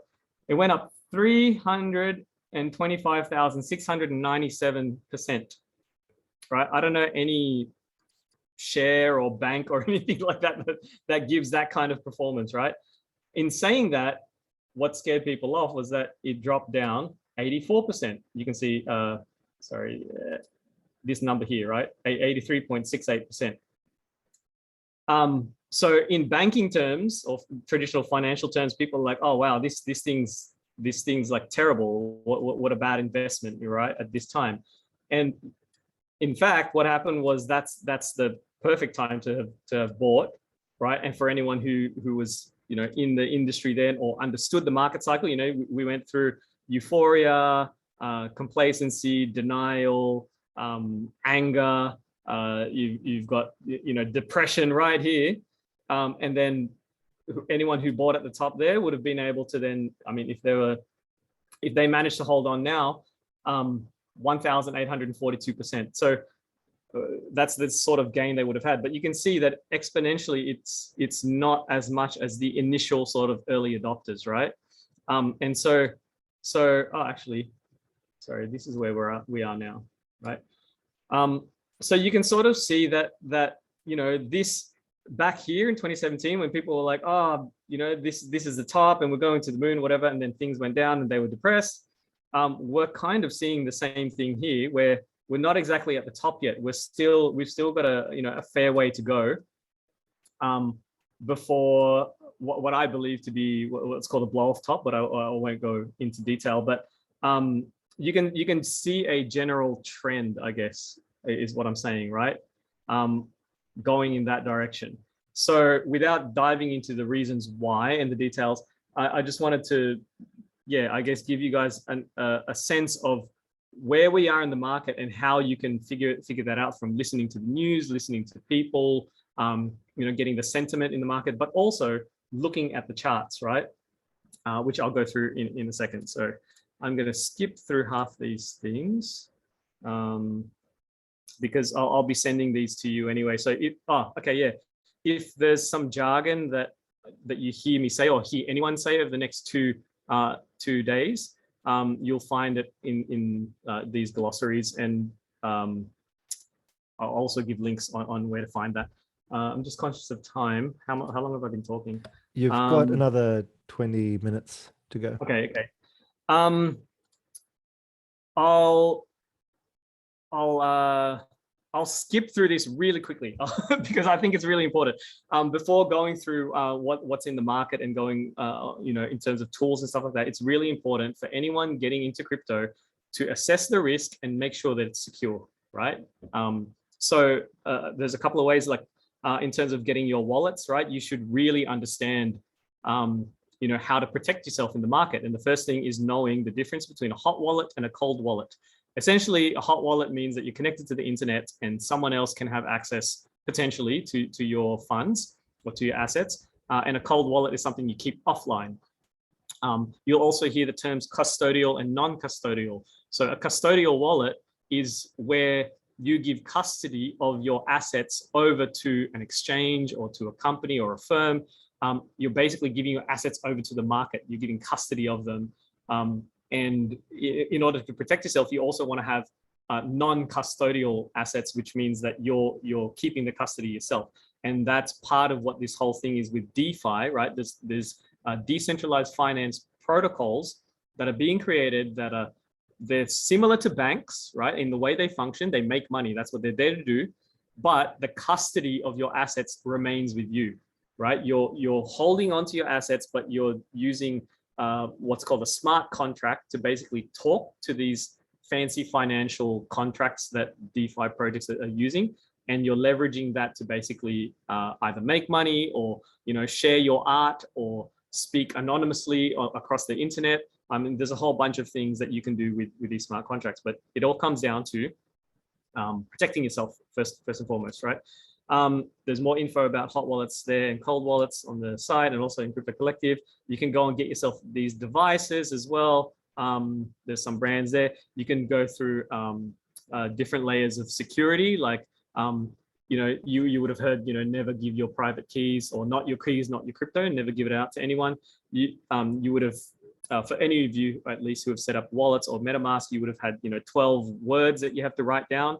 My suggestion is to get something like this. It's called a crypto steel, where you can engrave your words so then you don't lose them, like a piece of paper.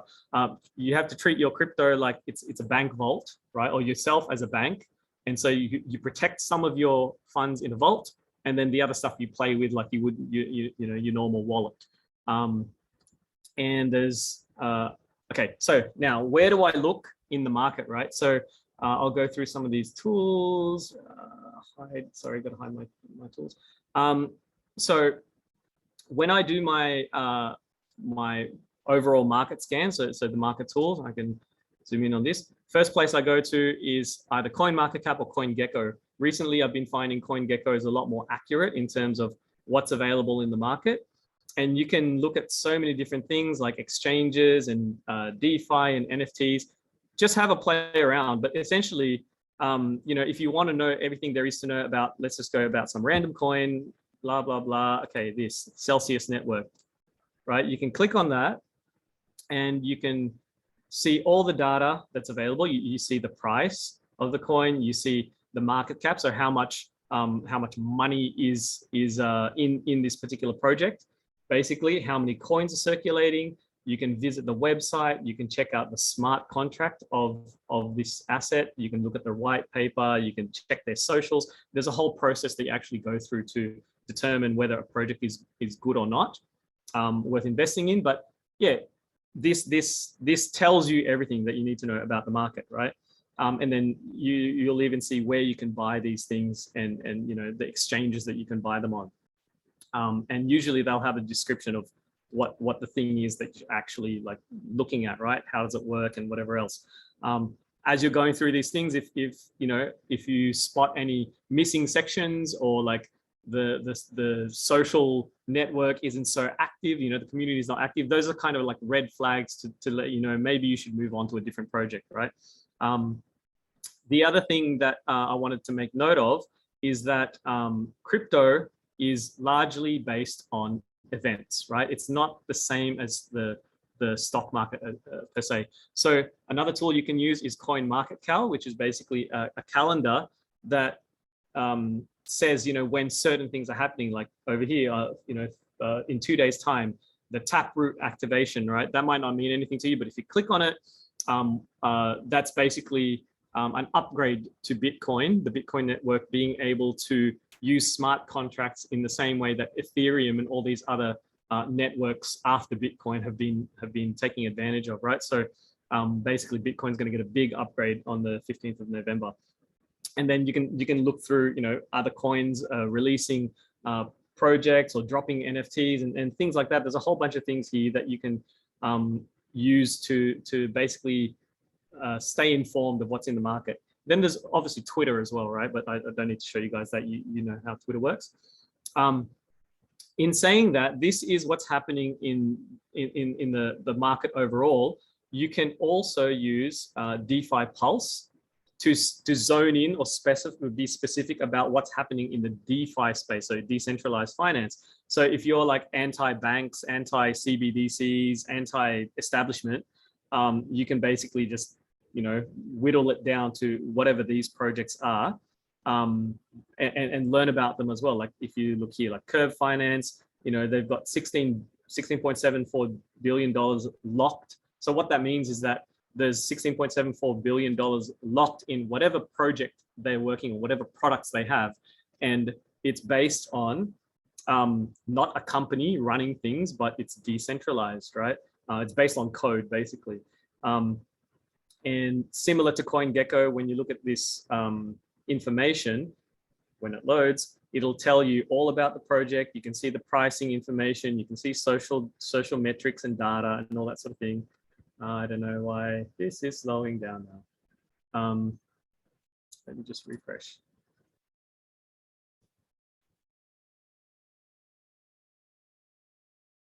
Okay, there we go. So you can see key data. You can learn about the project here. There's the ecosystem links, so you can read the FAQs and join their Telegram. Then there's a whole bunch of things, right? When you're looking through something like this, aside from those red flags that I mentioned before, also look at, has the protocol been audited? And especially look at the community. Like, community is key in any of these projects, right?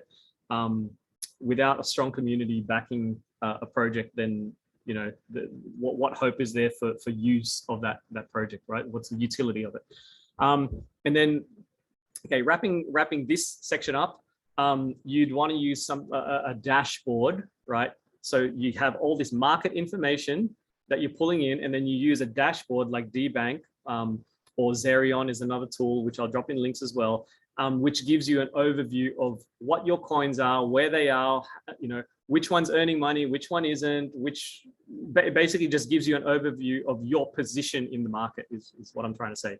It's like your bank account. So let me get out of this and go back to the slides.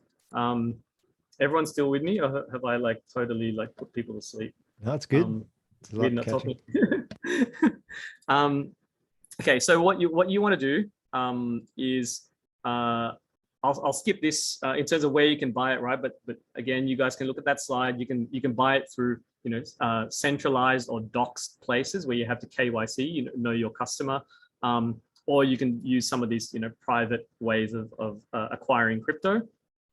Again, those links are in the website. What should I buy first? Not financial advice, but it makes sense to buy Bitcoin and Ethereum because they're like the gold and silver of the whole ecosystem, right? And then from there, you can figure out, what else to get. They're the backbone of the industry, right? So it makes sense to get those first. And as someone mentioned as well, in terms of stable coins, which I won't go into detail because I think Hayden's going to be talking about that stuff. But for those who don't know, there are things called stable coins that are basically pegged to fiat currency, so money. It's not just the US dollar. There are euros, like stable euros. There's a stable AUD. And for those people who are concerned about the volatility of crypto, right, you could just convert some of your money into stable coins. So then at least you've got a crypto version of a dollar. And then from there, start swimming, or start treading water in the market, and then convert those dollars into Bitcoin or other volatile assets as well, right? So stable coins weren't really around back in the day, I'll say, but now they are. So Bitcoin and crypto isn't as scary to jump into, right? Could you talk briefly about SyncDAO's use of stable coins just as a potential form of investment where you can actually start to make money back on something that's not moving? Oh, I was going to do that at the end and show some stuff. Yeah. Amazing. So thank you. I'll go through that quickly. I'll go through this really quickly as well. Obviously, this is stuff that we teach in a course that takes ages, but the 5 principal protection protocols, I like alliteration, that you want to keep in mind with whatever you're doing, whether it's DeFi or acquiring NFTs or shares or whatever, is you want to allocate your assets. So you want to put them, put your eggs in different baskets. You want to remove the temptation. So actually, instead of using eggs, I'll use cookies. You want to put your cookies in different cookie jars, right? And then you want to remove the temptation on some of those cookie jars so that you don't, eat the cookies from your cookie jar. And they can grow. I don't know how cookies magically grow cookies, but anyway, yeah, you want to protect yourself, and then you want to minimize your risk. At the height of it all is like you're making money and you want to protect it, right? And so protecting it means minimizing your risk. And then you also want to look towards others ahead. So meaning, there are other people ahead of you, ahead of the game, like coaches, like friends or family who might have, delved into this space already, and you want to look ahead to them for guidance, right? Not guidance and advice, but always, pointing your compass in the direction you want it to go. Because, as Marcus said earlier, these are just opinions that we have, right? Like nobody's an expert in this series, or sorry, in this game. We're just a few steps ahead, right? And then finally, it's ride the wave. So riding the wave is just maintaining your mindset and having that conviction within the market to know, okay, you're on a roller coaster ride, and some people have very short-term tolerances, and they might just trade within the day or buy and sell an NFT within a week or a few months. Other people might have a tolerance for like, oh, I'm just going to put money in the market and sit on my hands and wait a couple of years and be a millionaire. Which I know several people who have done exactly that. They, put something in and didn't have a like an attached relationship to money, that they sat on their hands, they were patient, they were disciplined, and then, the Christmas or the jackpot eventually came around. So skipping through these, that's just about allocating your assets and stuff like that. Okay, and then, okay, the question that is on most people's minds is, how can I profit from crypto? And hopefully I can cover this in the next, I know I've got another 10 minutes, right? So there are different ways to profit from crypto, but again, as I mentioned before, you want to figure out your risk first, right? So whatever you step into, always ask yourself, is this going to hurt me? If I'm going to put $100 or $1,000 or whatever amount of money into some dog coin or Bitcoin or whatever coin, or some NFT project, ask yourself, am I going to need this to pay the rent, or am I going to need this to pay for food for my kids or whatever, for my dog? Like, do I need this money to live? And if the answer is yes, and you're feeling, uptight about it, take some money off the table, right? Pull some off, so that you're 100% sure that what you're putting in there, you're happy for it to explode the next day, because that's what the crypto market does, right? Sometimes it can explode your way. And, yesterday there was someone in the NBA trading group that I'm a part of who invested in a group buy that went from $48,000 to $730,000 in 24 hours, right? That's a good explosion. Like, if I was to be okay putting that amount of money in for it to grow like that, that's a great explosion. But I've also seen and heard of stories, and it's happened to me as well, where I've put money in and then 2 seconds later, it's like, it's gone, right? So always make sure that you manage your risk and know, what the potential hazards are. Because in the first way, I guess, of making profit in crypto. Oh, why is this hanging? The beach ball of death. So in the first way of making money, right? The hodling thing. Let's just buy Bitcoin and sit in your hands. You have to expect that there's actually these pitfalls that happen, right? There's different events that can happen, but if you can hold on mentally, eventually you'll get to some sort of finish line where you make money. That's the first and easiest way to make money, right? The second thing is lending and borrowing. So with DeFi protocols, right, you can lend your crypto out to people. You can also borrow crypto from other people or other protocols. And with lending and borrowing, similar to what the banks do when they charge you fees, well, you can be your own bank and you can charge people fees for lending. And you can also do all these sorts of fancy things in yield farming, which I won't go through today. But basically, the message is you can be your own bank, right? You can be your own financial advisor. You can be in control of your assets, your value. There are some people that are turning their value of time or their value in social metrics, their influence, into NFTs or other crypto coins that can help increase their wealth.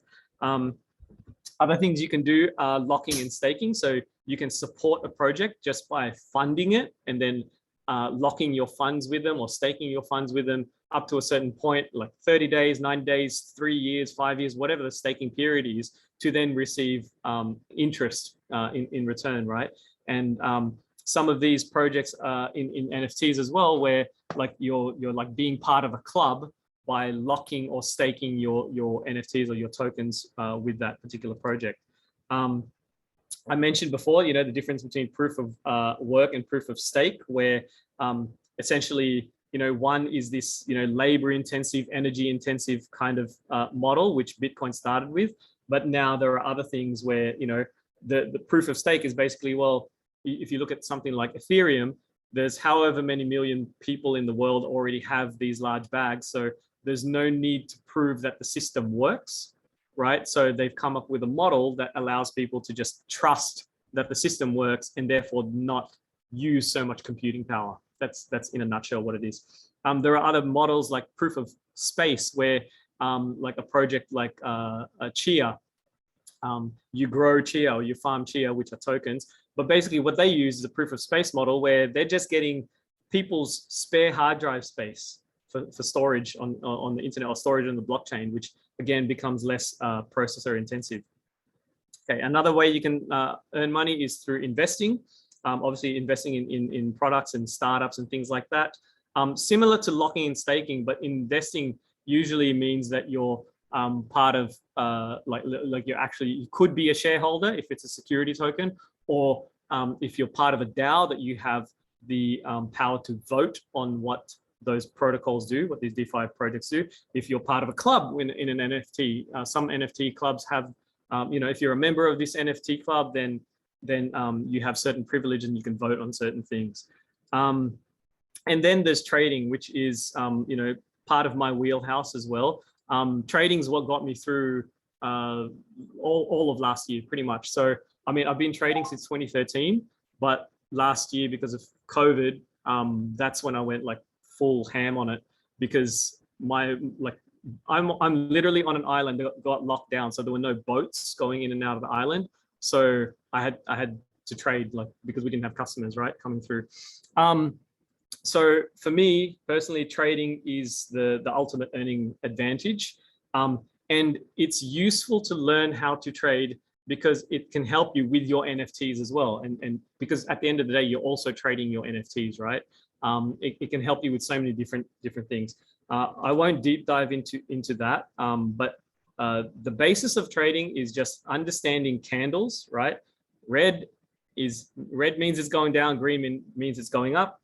And you can see there that when you're reading a candle, which I'll show you on the chart soon, you start at where the candle opens for the day and then where it closes. Oh, sorry, for the time period. So if you're looking at a daily candle, then if the day starts at 12 midnight, then you're looking at that as the opening, and then the closing would be 12 midnight that same day. And it works in reverse with red candles, in that the price starts here and then it comes down, and that's your closing candle. I'll go through the charts later. And then, we use pattern recognition. So for anyone who's familiar with like recognizing patterns or shapes and things like that, there's a whole bunch of different ways that you can use these patterns to figure out when to get on the roller coaster and when to get off, right? Trading can be boiled down to just identifying support and resistance, establishing market structure. So we talked about the market before, and figuring out, what the structure is there and what the trend is. And right now the trend is up on most things, and then identifying the patterns. I know that's a really, really simple way of doing it, but because of time, we unfortunately have to skip through this stuff. And then another way you can profit from crypto is simply getting paid in Bitcoin or getting paid in crypto. So for those of you in Australia or New Zealand, there are services there where you can, if you have a traditional job, you can actually fill out a form, and it's all properly vetted by the ATO or the New Zealand, I don't know what the New Zealand tax office is, but the services where you just go to your boss and say, hey, I've filled out this form or whatever. I want to allocate 10% of my salary to go into this particular account where it's being paid in Bitcoin, right? So it's one way to start sort of getting into the crypto market. Or if you run a business, you could do things like, hey, I'll give you a 10% discount if you pay in crypto, if you buy my product in Bitcoin or whatever. That's worked out really well for a lot of people that I know in the industry. Just a heads up, we've got about 2 more minutes on the clock. Wanting to make sure we've got time for questions as well. Oh, okay. So how many more slides? Okay. So I won't talk about DeFi too much because I think someone else is doing that, right? But what I want to say about that in terms of, again, relating it to the market is learn where you are, like which projects you're supporting and what layers they are in the DeFi stack, right? These terms probably won't mean much to you guys at the moment, but again, this is a tool that you can use later to start mapping things out. And eventually what you'll find is once you start doing a map for yourself, you can know, okay, Coinbase goes here and Mooncoin goes here, and whatever platform fits in this particular stack, so then you can maximize the use of it. And then another thing to be aware of is if all this crap confuses you, right, you can do a simple thing called buying an index fund, right, which one of the simplest ones is the BED index. And basically what that is you buy a coin or buy a token that it's made up of 33% Bitcoin, 33% Ethereum, and 33% DeFi Pulse Index. And what the DeFi Pulse Index is the top 15 coins in DeFi. So you can basically get exposure to DeFi and crypto without having to do all this like mathematical juggling. So there's another link there to DeFi Nation and Bankless. So yeah, I definitely recommend going to Bankless, and that's where you'll figure out where to, which ways to make money in crypto and NFTs. I'll put that up there if anyone wants to take a screenshot. But again, these slides are going to go into the link somewhere, right? And I will move on to just some of these other tools, just really quickly. Skip this one. Okay. Or actually, are you going to go through these things in your section, or is someone going to go through like Nansen and Rarity and stuff like that? I'm going to go through things like Rarity for the NFT section. Okay. As I'm not going to go through Nansen, but maybe you can just briefly mention that.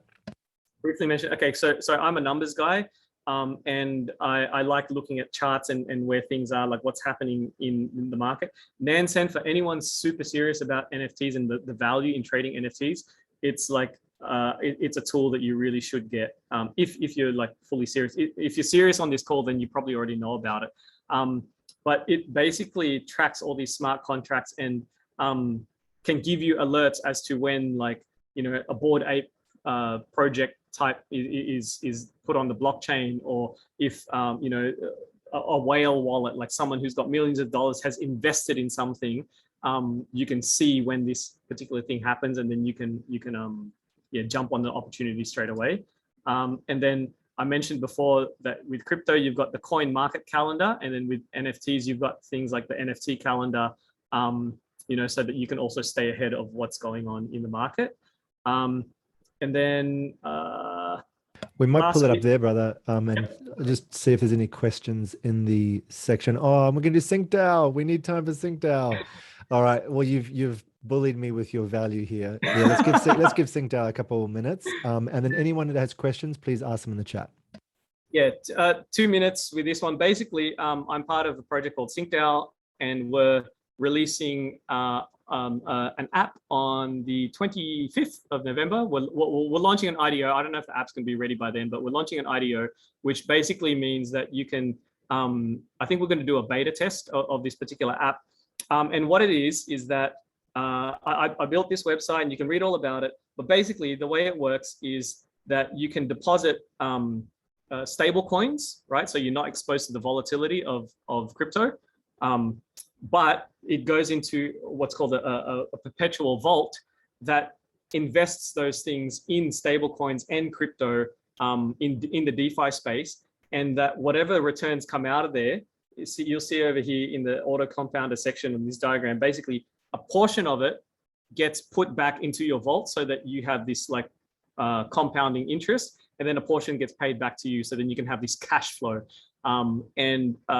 Basically, yeah, you can use it as a tool to get into crypto, not be exposed to too much volatility, have cash flow, and then build up your savings account at the same time. So you can read more about it on SyncDAO, and then also that stuff I spoke about with yield farming. I do these articles on the SyncDAO Medium page where you can basically like, well, you can learn about all this stuff from like start to finish as a beginner. We also have a Discord channel, and that's me. Amazing. Thank you so much, Kevin Mendoza. As always, so much value at 100 miles an hour. And that's understandable because we are basically trying to give you a crash course in 2 days. And we're also understanding that this is going to take a while. I think of it like literacy through exposure.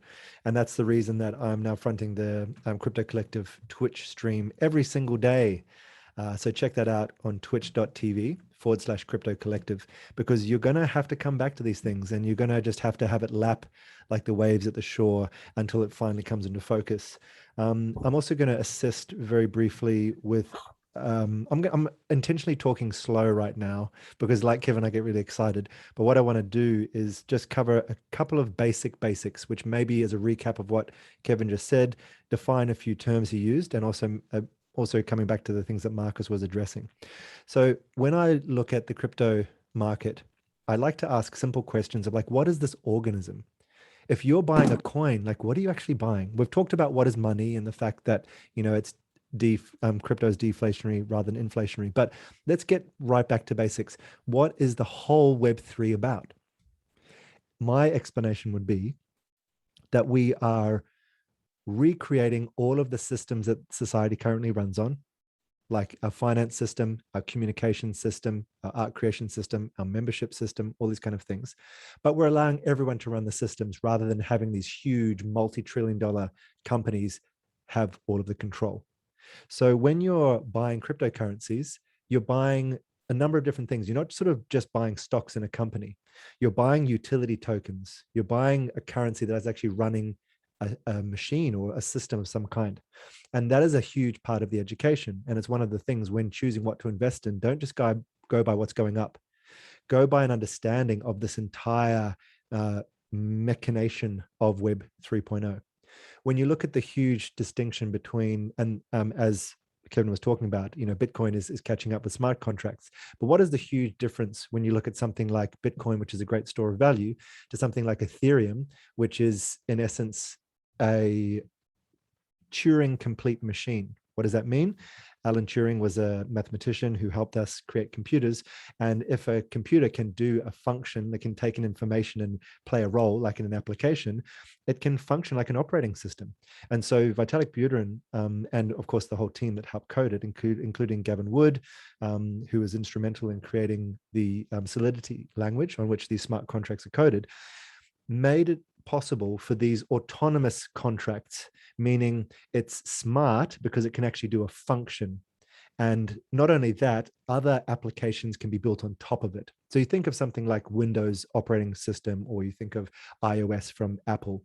That is like a layer one. That's a foundational thing, which is holding an entire network, an entire blockchain. So of course, that's a good thing. We need something like a substrate to build on top of. So that's why people love, you know, investing in Ethereum, because it is essentially this world computer. And that's called a layer one solution. And so there's other layer ones as well, like Polkadot, like Phantom, and you know, you can do research about that. So if you think that's a really good idea, maybe you can invest in it. If you're more someone that really likes music, for example, well, think of Spotify. Is there a decentralized version of Spotify that's actually going to pay artists rather than making the owner a billionaire and giving you a few cents for your songs? Yes, there is. Do your own research about which one you want to back. One such one is called Audius. So that's the real key shift I want people to understand, is when you're buying these coins, you're actually backing a particular technology. Not only that, you can be involved in how the project goes. So when you stake your coins, you're essentially making it available to the network. And this brings me, I'm not going to change my hat here because we're talking about the environment now. We're going from aping into ZK Zebra. what does ZK Zebra have to say about the environment? And this is brought up by Sadra, and that was through the Earthbeat community. Someone was concerned about the environmental impact of crypto. Let's talk about that.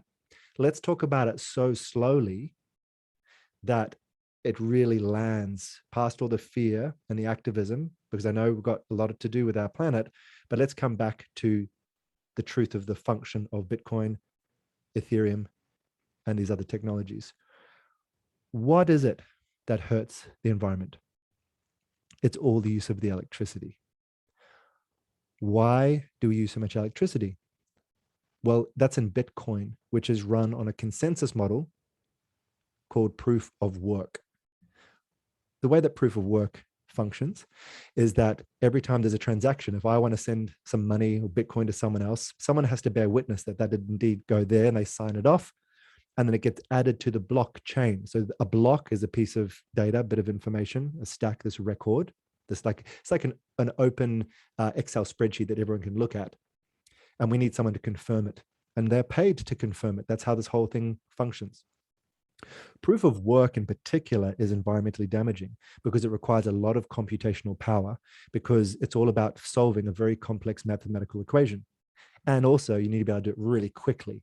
So you've got these massive banks of computers that are solving mathematical equations. The mathematical equation is not about the transaction. It's simply to prove that you invested in a lot of, in this case, money to buy computers and time and electricity to verify that, yes, this transaction did actually occur.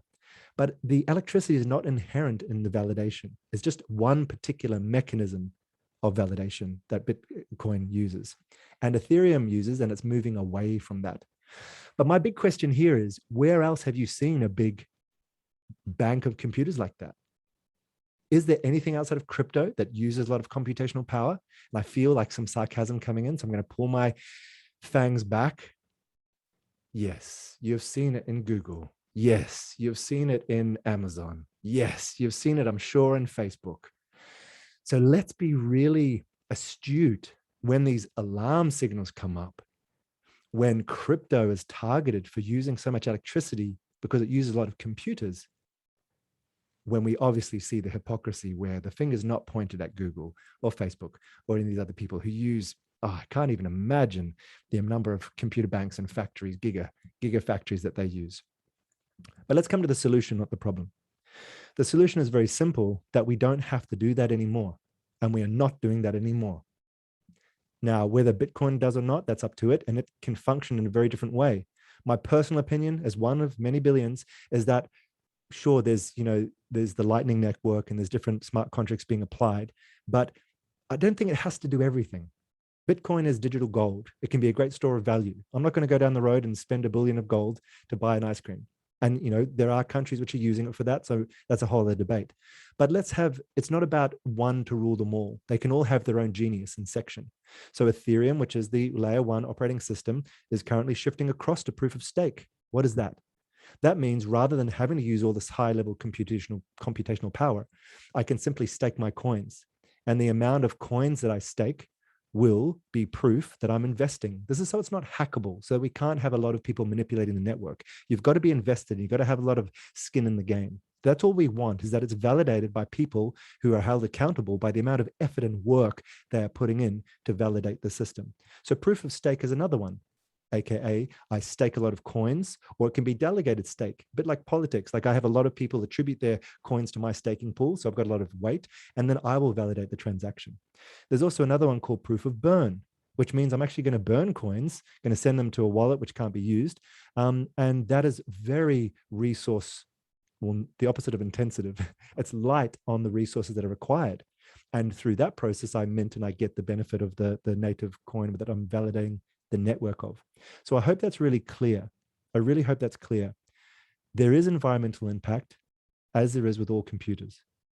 Up until this point, Bitcoin is the champion, the poster boy or girl for this whole industry. And yeah, it does work on proof of work. And that is simply the matter of a lot of computational power needed to solve these equations to prove that you are validating the transactions. But every other coin that you look at, by and large, will be using a different mechanism to validate. So hopefully that answers some questions. hopefully it also brings into light as to what's the actual environmental damage. I think we can all, and as Kevin said, because there is so much gain to be had in this industry, and because there are so many transactions to validate, we want to spend less money doing it. So we're going to work out greener and lighter ways of doing that, which can be, as you said as well, proof of space, proof of burn, proof of stake. And you can research all these consensus models in your own time. So hopefully that addresses that really important issue. Yeah, there's a few other terms that I could go into, which I don't think are as important. There's a lot of new nomenclature and things like that. So I'm going to now pass on to Hayden, who's going to talk about DeFi, decentralized finance. There was a term called compound interest, which Kevin mentioned, which I'm not going to define because I'm sure that Hayden will go through it. But Hayden, if you're here, activate your video, and we're going to hand over to you now. And for me, being an artist, being a creator, I'm extremely bullish, meaning favorable and optimistic on the fact that, I'm just having a read here. Kevin says, fact check this, but the crypto ecosystem used 1% energy to carbon. Oh, actually, you can read it in your chats. And that's compared to the existing banking system. Oofed! Fact attack. And also do your own research, check it out yourself. But isn't that kind of squirm in your seat uncomfortable that it used 1% of the existing banking system? And forgive yourself if you started to go against crypto because you thought it was bad for the environment and didn't question these other things. It's cool. We are in psychological warfare. Do your own research and actually understand the technology beneath these things. Atlas, yes. I've got a message here that's saying, unable to start my video. You can't start your video because the host has stopped it. Power play by Atlas, who wanted stage time. Okay, cool. Let me, how can I get to you, my friend? Let's have a look. Hayden, the ghost in the machine. Participants. Oh, wait, I'm going to find you. I'm going to hack the system and find you. Hayden, here, more, ask to start video. Does that help? Start my video. I think we're on here, mate. He's on. All right, cool. So I'm going to hand over to Hayden now. And I just want to give it this double bang, double jump, uppity up prop to say this. NFTs are a buzz. Tomorrow we're going to be talking about it. Metaverse is a buzz. Tomorrow we're going to be talking about it. But is this just going to be a hobby horse? Is this just going to be another creative endeavor to tell stories? Or are we going to have a workable economy so we can actually really bring more and more resources, time, energy, and actually leverage back into the mechanical world of IRL in real life with money? If so, it's going to be what this man is talking about now, which is DeFi, decentralized finance. And for me, this is how we are going to replace the fat cat banks and start to redistribute wealth. So without further ado, over to you, Hayden. Awesome. And Atlas, can I get you to do me a favor, mate? I would love to see, actually, I'm much better when I can see people's face, engage where they're at. Can I get everyone able to share their videos, but just have them all on mute, please, just so that I can, obviously, the video is capturing me. Absolutely. But I can see the people. Oh, there we go. There's some faces. Look at you all. Vibrant, glowing. Who's feeling a little bit overwhelmed at the moment? Just out of curiosity. Anyone here that's feeling overwhelmed a little bit? Yeah. Who's feeling informed? Yeah. Has everyone learned something today? Is there one thing that you've learned that you didn't know before jumping on this call? Yeah, awesome. Well, what I'll do is I'm just going to answer. I can see Mark Pringle, who is to my left when I'm looking at my screen, said, what time is it meant to end? Correct, we have gone over. I guess we're just trying to punch in as much value as possible. I really don't even need a full hour, to be honest, or 45 minutes. It'll probably be done by 1:30, I reckon. So if you're happy to stick around then, I'm happy to teach you how to make some money.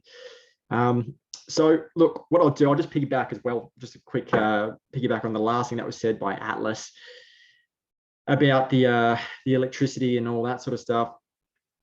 It's hard, often it's hard to see, it's easy to focus on the problems of the now and not recognize how potentially in an abstract way, it might be contributing to the solutions of the future. And so, an example that I'll come up with here is like, depending on what your situation is, you might like porn, you might not like porn. It's irrelevant to me. The point is, one of the reasons the internet was able to develop so quick was because of the proliferation of porn, because they need to figure out ways to create enough bandwidth and space to host the videos. So the point of that sort of analogy there is that yes, perhaps there are things that can be done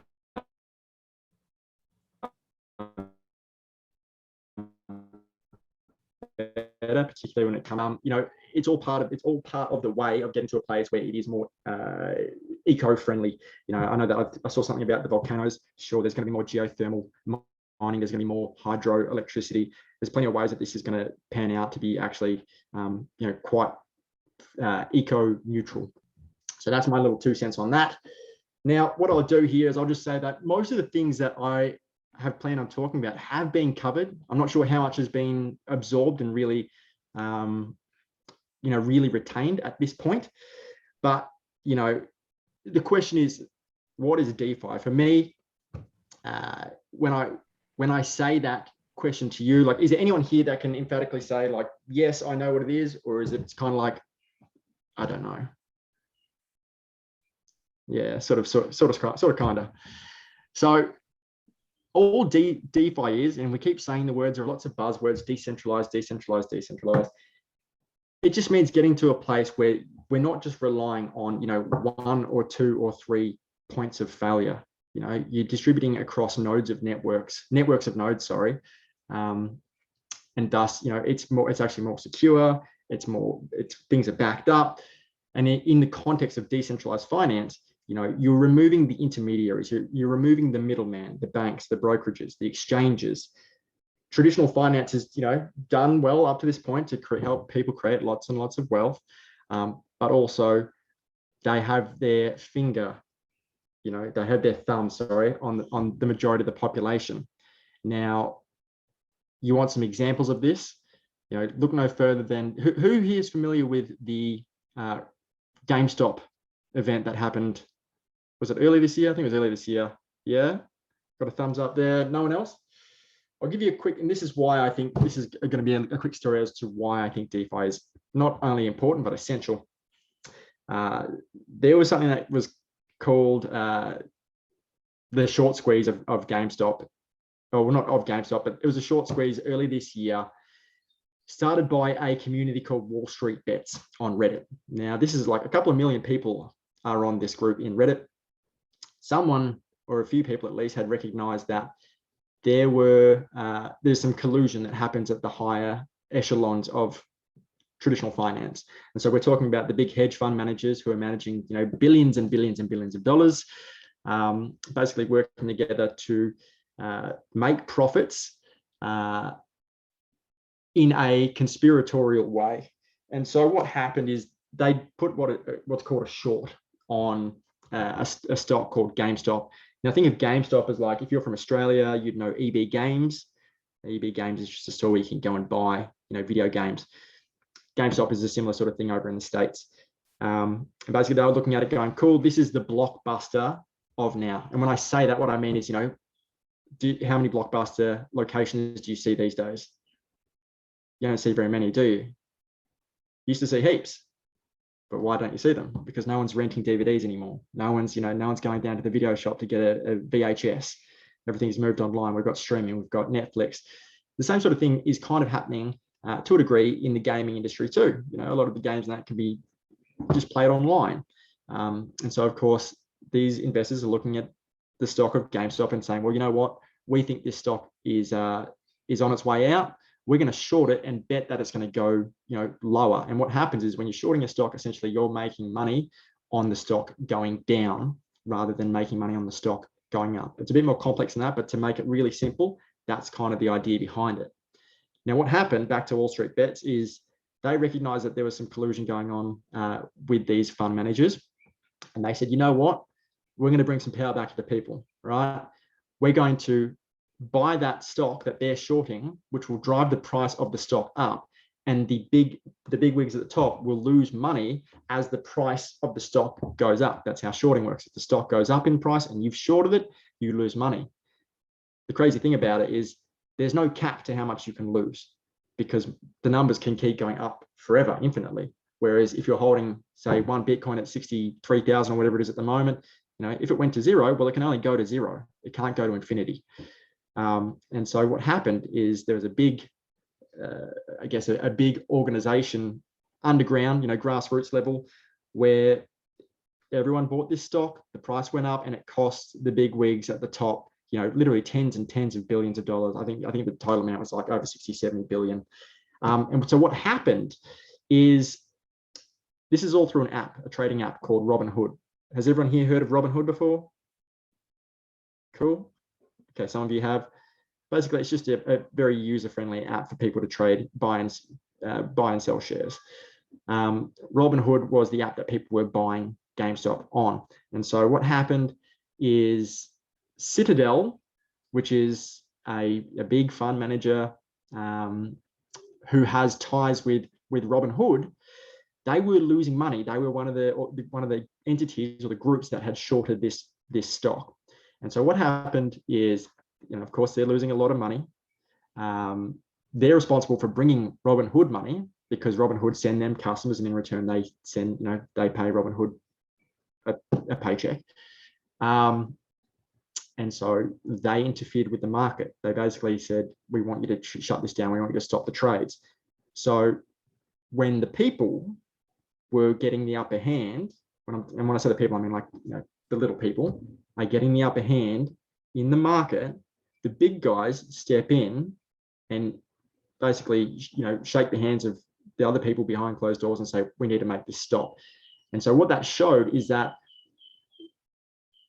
one, obviously market manipulation is very real, but two, it goes one way.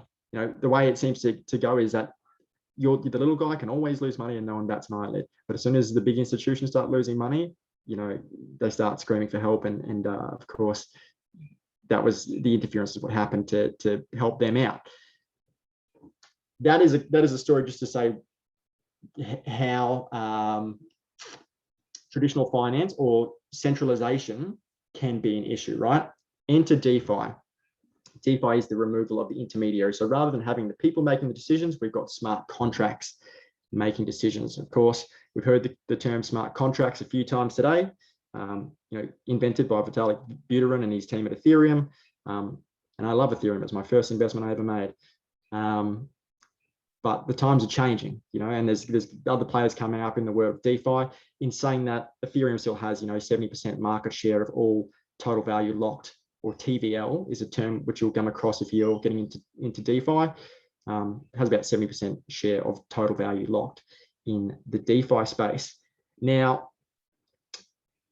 what I'll do here, just because I'm sure everyone's at really different levels. Who here, just put your hands up. I'll just ask a couple of questions. Put your hands up if you own any crypto at all. Okay, we've got a few people. Put your hands up if you have, I don't know, more than 5 holdings of crypto. Yeah, cool. Put your hand up if you're using any of those holdings to make you money right now, and you're not just holding them on hoping they go up in value. Cool. So I can see maybe 3 or 4 hands there. And so this is the beautiful thing about DeFi, is you can make your money work for you while you're waiting for it to increase in value. It's a really powerful thing, right? So there's a few ways that I do this, and basically what I'm going to do today, the purpose of sort of my presentation, is I'll just kind of show you what I do. That way, it'll at least it can be a bit of a paradigm shift. You can go, oh, wait a second, I can be in charge. I can be my own bank. I can make absolutely ridiculous amounts of money, and I don't have to sit it in a bank account, hope that it earns me 2 or 3% per year. Right? It's a total game changer when you start to realize that this is already available to you, and the barriers of entry are actually super low. Again, nodding to traditional finance, in the past, if you wanted to get access to shares at early stages, you would need to be an accredited or a sophisticated investor, meaning you've got over $1 million in net worth.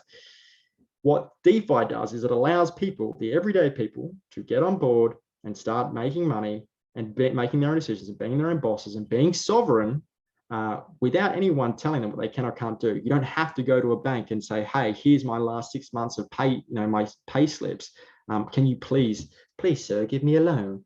You don't have to do that anymore. You can do that. You can be your own bank. So this is what I'll show you today. Okay. Does that sound good? Cool. Great. Who here, just out of curiosity, because I know that this is, an Earthbeats festival crowd here. And of course, I'm assuming that most people here are, earth conscious and just conscious people in general. Who here, just out of curiosity, believes they have a good relationship with money? Okay, a couple of people, a couple of maybe. Okay, who would like to have a better relationship with it? Sure. And why is that? It's simple, right? Because it basically you need it. You need it to live. You need it to do things, regardless of whether or not you like it. You're going to need to use it, and it's better to have some than have none. That's the way I've seen it. You know, I definitely didn't. I grew up in a very, very average household. I was evicted a lot. You know, I've only in the last few years do I know what it's like to actually make lots of money. So this is why I'm just so pumped about sharing this sort of stuff with people. So let me explain some protocols here, because I told Atlas when we were formulating the ideas for this that this would be kind of called possibilities and protocols. So I'll show you some of the protocols, and I'll show you some of the possibilities that are already available and what may be available on the horizon, and how you can, you know, essentially use DeFi to your advantage sooner rather than later, and hopefully get yourself to a place of you know, complete independence of any system sooner rather than later. So I'm just going to jump onto a little screen share here. Actually, just before I do that, is everyone, if I say words like proof of stake or proof of work, does everyone have a pretty good idea of what they mean at this point? Yeah. Yeah, cool. Smart contracts, people know what I'm talking about. I had a thought. No, I saw a shake of head then. I think a smart contract would be great to go into, just because it's such a vital aspect. Yeah, so a smart contract by definition is a computer program or a transaction protocol, which is intended to automatically execute, right? So I think of these as just rules, right? It's code that has rules in it. So in the same way that if you're playing a video game, and for some of you, maybe you're not gamers. I used to love playing fighting games when I was a kid, you know, and I'm playing Tekken or Street Fighter or whatever it is. If I want to throw a fireball at someone, it's like forward, green button, right? And so there's a certain rule there. When I press this button, it does the action. All a smart contract does is it's got the rules written into it. So A plus B equals C, right? And if you know what the protocol, every protocol is made up of a bunch of different smart contracts. There's no real limit to what they can or can't do. Once you know that, you can interact with them again in a trustless way. So I think someone earlier was saying like trustless sounds like a bad thing. It kind of does, because we're programmed to think that less is worse. But trustless means you don't have to, you're not relying on people who are susceptible to being, you know, nefarious or skullduggerous or corruptible. You know, there's no, the code is the code, and that's how it works. So when I talk of smart contracts, all I mean are just basic rule sets that set the parameters of what actions take place within that in your interaction with a protocol. Does that, just checking in?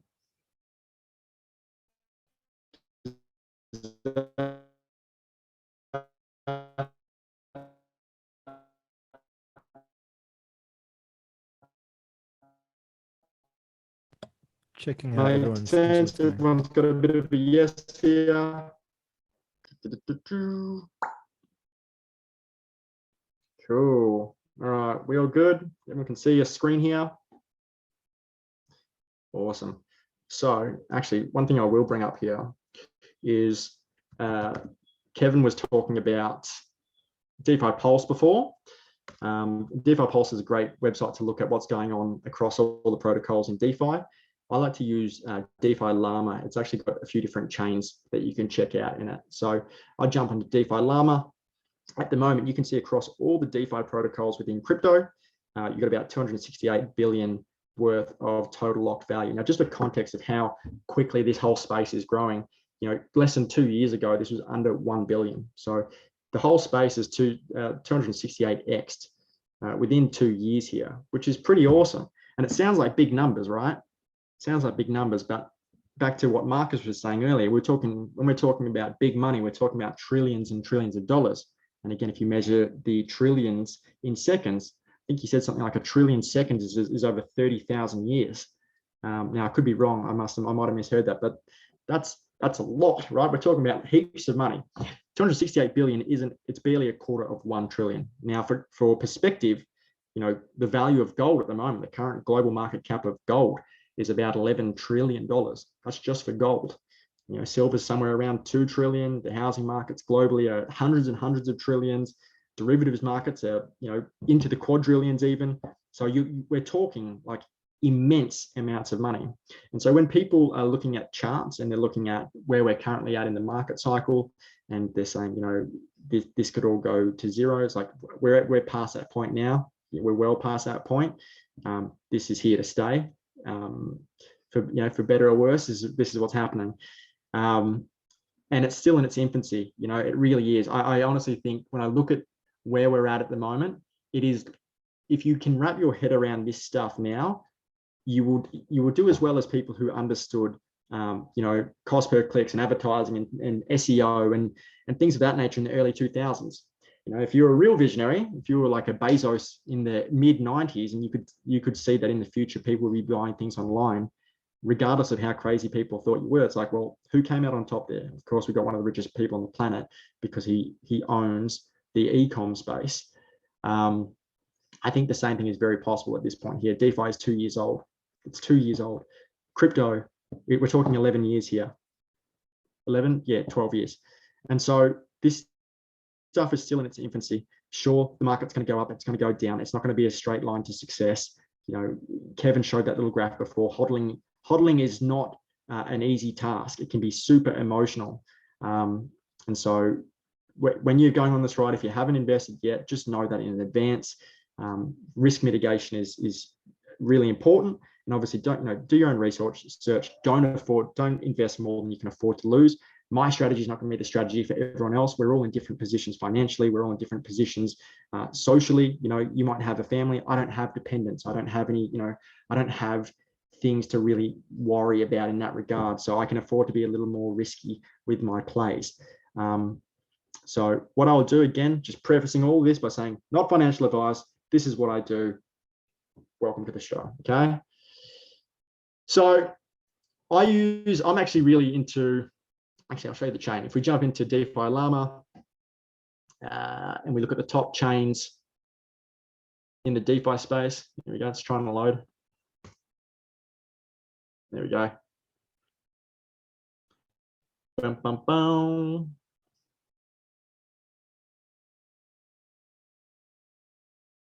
Yep, there we go. Okay, so as I said before, Ethereum's still the big dog, right? Ethereum is 70%. It's holding of the total value locked in all of DeFi.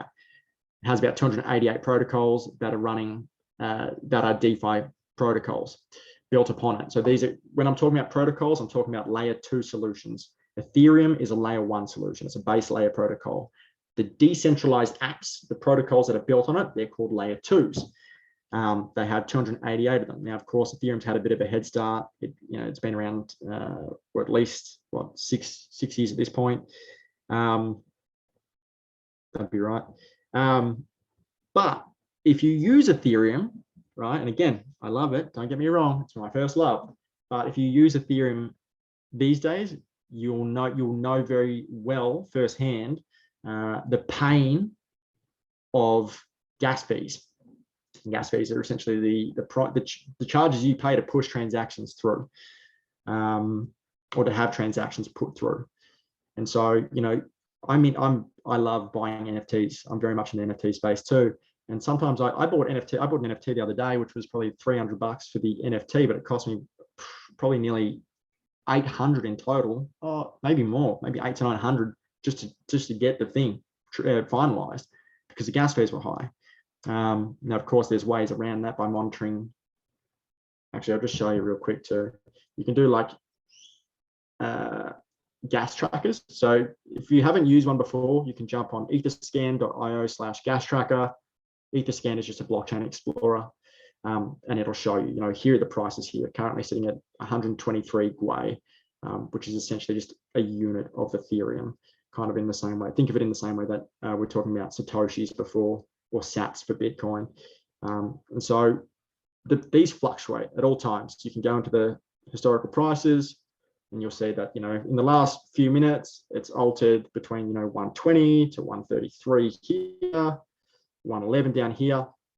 So I'm not going to go super deep on that. That actually wasn't part of my intention for this call, but just while I'm on the topic, if you want to know good times to buy and sell things on Ethereum, just look up your Ethereum gas trackers. You know, you can look at Ethereum gas price over here. Too is another site, .org. So maybe if you're just looking at these, do a quick screenshot of that URL there. Now, hopefully that explains gas prices a little bit. But the point is, it's really expensive to do things on Ethereum at the moment, and it's probably going to be for a little while. You know, Ethereum is built on a different language. It's built on Solidity. It's the way that it's being built, and that is the fact that it's transitioning from proof of work to proof of stake. I think Atlas was talking about that before, actually.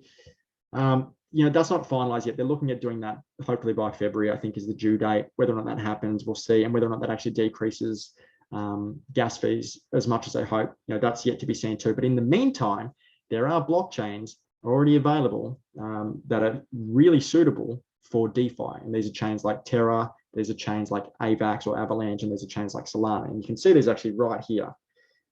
So these would be, in my opinion, these are all the big dogs that are coming up at the moment. So keep your eyes peeled. Obviously, Solana's got 32 protocols built on it. Terra's actually got more. I don't know why that's not up to date, but it does have more than 10 protocols, and it's growing very quickly. And Avalanche has about 62 at this point in time.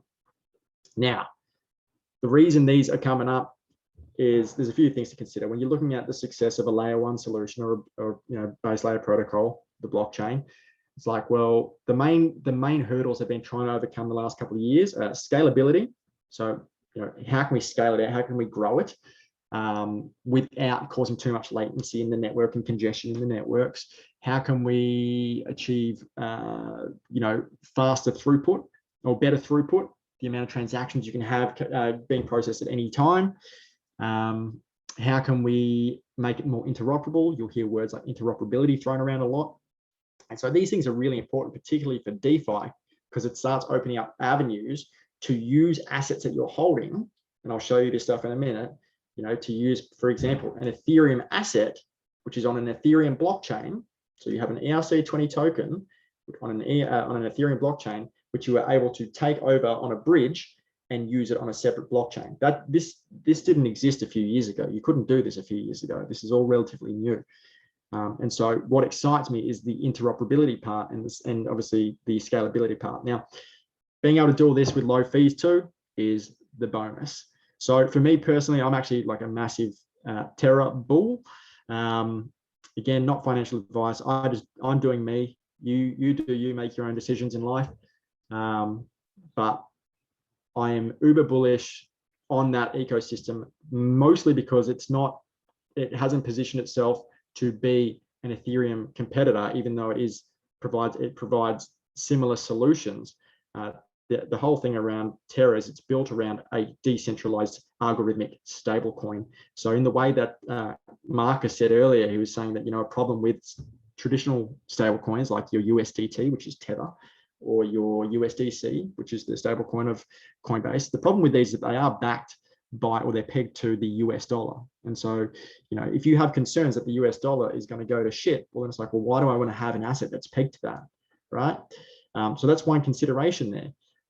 The other consideration is that when these are centralized entities, and so with a centralized entity that has a coin, a digital coin or a stable coin backed by a US dollar, they are auditable. That's a really hard word to say, but they're auditable. Okay. And so there's been lots of, if you don't know the term FUD, it means fear, uncertainty, and doubt. There's been a lot of FUD around Tether for the last few years, primarily because there's been doubts about whether or not they have the one-for-one cash they say they have to back up the issued Tether. So effectively, if they've got, you know, $70 billion worth of Tether in circulation, they need to have $70 billion worth of USD to back that up. Otherwise, they're committing fraud. And so it's a bit of a delicate dance. Whereas when you have a decentralized algorithmic stablecoin, it's actually deriving its value from an underlying asset, which is the Luna token. Now, without going into a full spiel about that, it just enables a lot of really awesome things. So with that being said, that's my preamble. now I'll go into, and what I'll do just real quick here, I just want to, just scrolling down real quick, looking at some faces. Stick with me, people. Stick with me. I know that it's been a long day. I really want to have you all feeling at the end of this like, shit, yeah, that was worth my time, and I'm fucking glad I did that. So just stick with me, all right?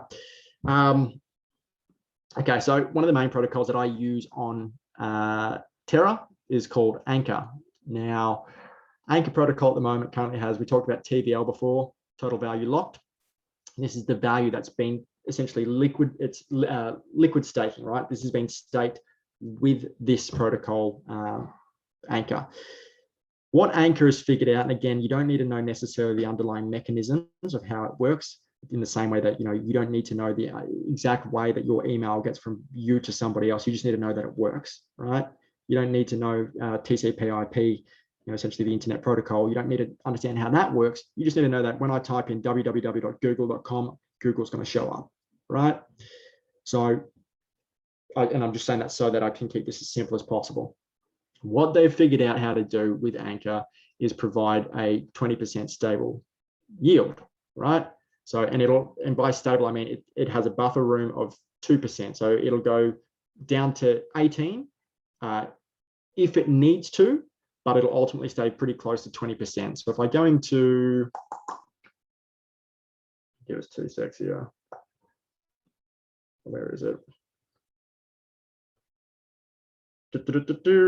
What was I doing? I've just had a brain melt. I was showing you, what was I showing you? Oh, the earn. Yeah, so in Anchor, you can get a fixed stable 20% income. So, right, so for every 100,000 bucks you have in there, you could be just earning 20,000 a year. It's called APR, or annualized percentage rate. What you can do, right, is you provide assets on Anchor as collateral and then borrow against them to make more money. So this is what I do. This is where we'll start getting into like yield farming and things of that nature. But rather than buying and holding a Bitcoin and hoping it goes up and then selling it at a profit, which I've got some Bitcoin too, and I've got a bunch of different crypto that I've been hodling for years. I've been around for a couple of years now, and I'm still hodling some bags that probably aren't worth holding, to be honest. But what I've realized with the advent of DeFi is that's kind of dead money.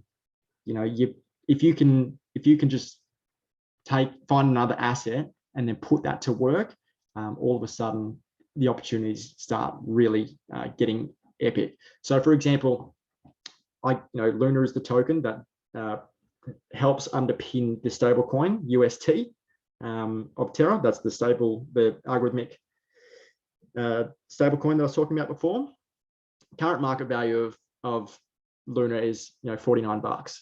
Now I've provided about 4,500 or 4,000 of them, as liquidity, as collateral. So think of it in the same way. If you own a house, you get equity in the house. You then go to the bank and you say, "Hey, I've got this house. It's worth this much.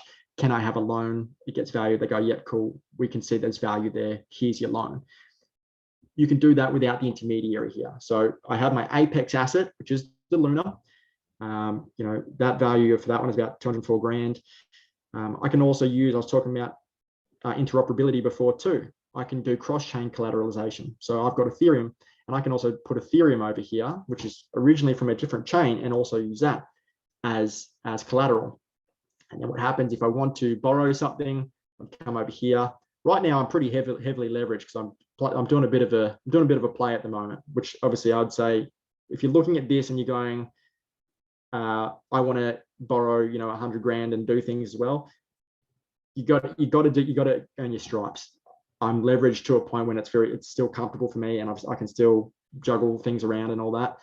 When you're starting out with any of these sorts of protocols, start out with the bare minimum. It's like in the same way when you're first learning how to send money on wallets. Don't go send it. If you've just bought something on Binance, don't go and try and send the whole lot to a wallet for your first shot. You're going to get wrecked. You might put in the wrong wallet address, and before you know it, you've lost all your funds. Right. So what I'd say is, if this interests you by the time I've wrapped up all this, if it interests you and you go, I want to get into DeFi, don't like jump in, but jump in intelligently, right? Start small and work your way up, because it really does take a little while to wrap your head around how it all works, the mechanisms, and how to kind of, just how to make it work for you. Okay, cool. So with that being said, we've got Anchor.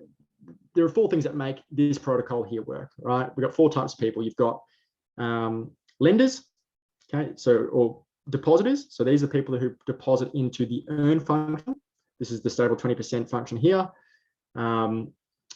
You've got your liquidators, so people who, there's your APY there. You've got your liquidators, who are people who essentially help keep everything operating because they purchase other people's liquidations. Kind of think about it in the same way that you can buy foreclosed homes. In a way, you'd be helping to pay off someone else's debt. If they can't afford to pay their house, you're paying their debt down. You're getting the asset at a lower price than it would be at market value, right? So in the same way that you can do that with houses, you can do it here. You can do it on Anchor as well, or not on Anchor, on another app that operates or integrates with Anchor. There are liquidity providers, and so liquidity providers are the people who are able to earn yield. Someone was asking earlier about, I have stable coins and I have, how do I earn yields on them? This is what I'm about to show you. So you could put it into a safe option, which would be like perhaps a governance portion. So over here, you've got what's called governance. Now, most protocols are going to have some sort of governance. If it's a decentralized protocol, the whole point is having the power spread among the people, right? And so by governance, we're talking about making decisions. So just to show you, polls get written up. Someone will say, like, let's have a quick look at what's been going on here. Executed. Okay. So someone put up a poll recently and said, we want to register a liquidation queue contract. You don't have to know what that means right now, but you can see here that vote passed their threshold. And so that will get executed. That will go through. The people who are able to vote on that are people who are providing to the governance portion of this protocol. Now, for doing so, you earn yourself a nice little 7.6% APR, right? That sounds all cool and stuff.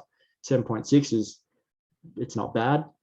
Well, particularly if you're talking, TradFi or traditional finance, most good returns would be considered 7% or above. If you're getting above market or getting up to 11%, that's amazing. But in DeFi, this is just like, that's the minimum, in liquidity pools. So here in this pool, and this isn't even a big pool, but it's 39.46%, right? So what would happen here?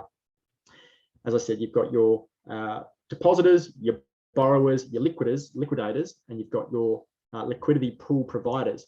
Now, they're all essential in different ways. And if you're using the protocols to its fullest, you are all of them. I borrow, I deposit, I provide liquidity.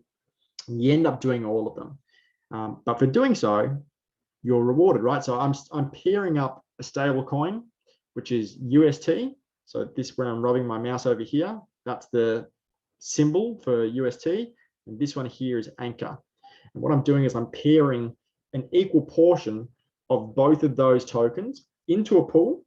Now, a liquidity pool just makes things operate peer-to-peer rather than through an intermediary or a centralized hub. Like, so if you're on exchanges like Binance, if you're on exchanges like, actually, let me just do this for a second. I'm just going to look at your faces. Who here has used Binance? Yeah. Who here's used, what's like CoinSpot for Australians or Kiwis? Yeah, so some of you might know those. They're centralized exchanges, CEX.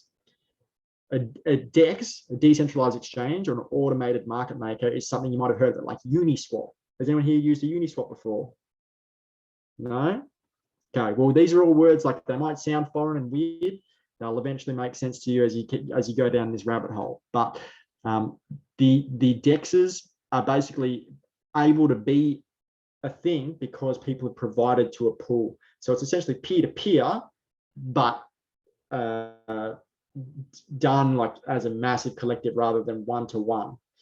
And so what happens is you're providing to a pool, which is then allowing people to make transactions, borrow against it. So when I'm borrowing money on here, when I go to my my borrow tab and I say, so I go, look, I want to borrow some money.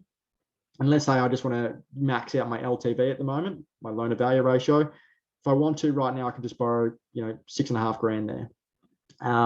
That's possible because of liquidity pools. It's possible because the money's floating around in these pools. Now, this is, I get super excited about this stuff and I want to just like rein it in a little bit here. So this is an example of a protocol or a platform where you can begin to put your money to work. Okay. Now, when I am doing my, you know, the thing that I do, which is like providing to liquidity pools, and I'm being paid out my 39.46% per annum, I'm being paid out in the token which the liquidity pool is made up of. So that's Anchor. And so Anchor at the moment is worth $3, you know, $3.50 thereabouts. So I'm getting my rewards in Anchor tokens. And in fact, actually, if I just jump into my page here, I might even have some rewards sitting there. Yeah, so I've got some Anchor just sitting here now. I've got 45 Anchor. That's about 161 bucks there. And actually, that's not even from liquidity providing. That's just from being paid. I'm paid to borrow. You're actually paid to borrow on this protocol, which is possible because of over collateralization, which basically means you're providing more value than you're allowed to borrow, which means there's always going to be something in the pot to have access to. Of course, when the loan to value ratio gets too high, as I was showing you before, that orange bar, where was it? Borrow. So this orange bar here is my loan to value ratio. If that gets too high, right, and the reason that would get high is if the price of Luna drops down, the value of my equity or the value of my collateral, sorry, goes down. And if my collateral goes down too much, then of course a portion of what I'm holding will get liquidated to pay off the debt. Hopefully you're still with me. So it is just a beautiful system that's been created, which you don't have to think, like once you know how it works, you don't have to think that much. You can then basically go off calculations, right? So what I'll do is I'll look for pools now. So when we're talking about liquidity pools, I'll go hunting, right? This is yield farming 101. You're hunting for good liquidity, hunting for good yields. And so here we can see that's 39.46%. I might jump into Pylon Protocol, which is another app I use.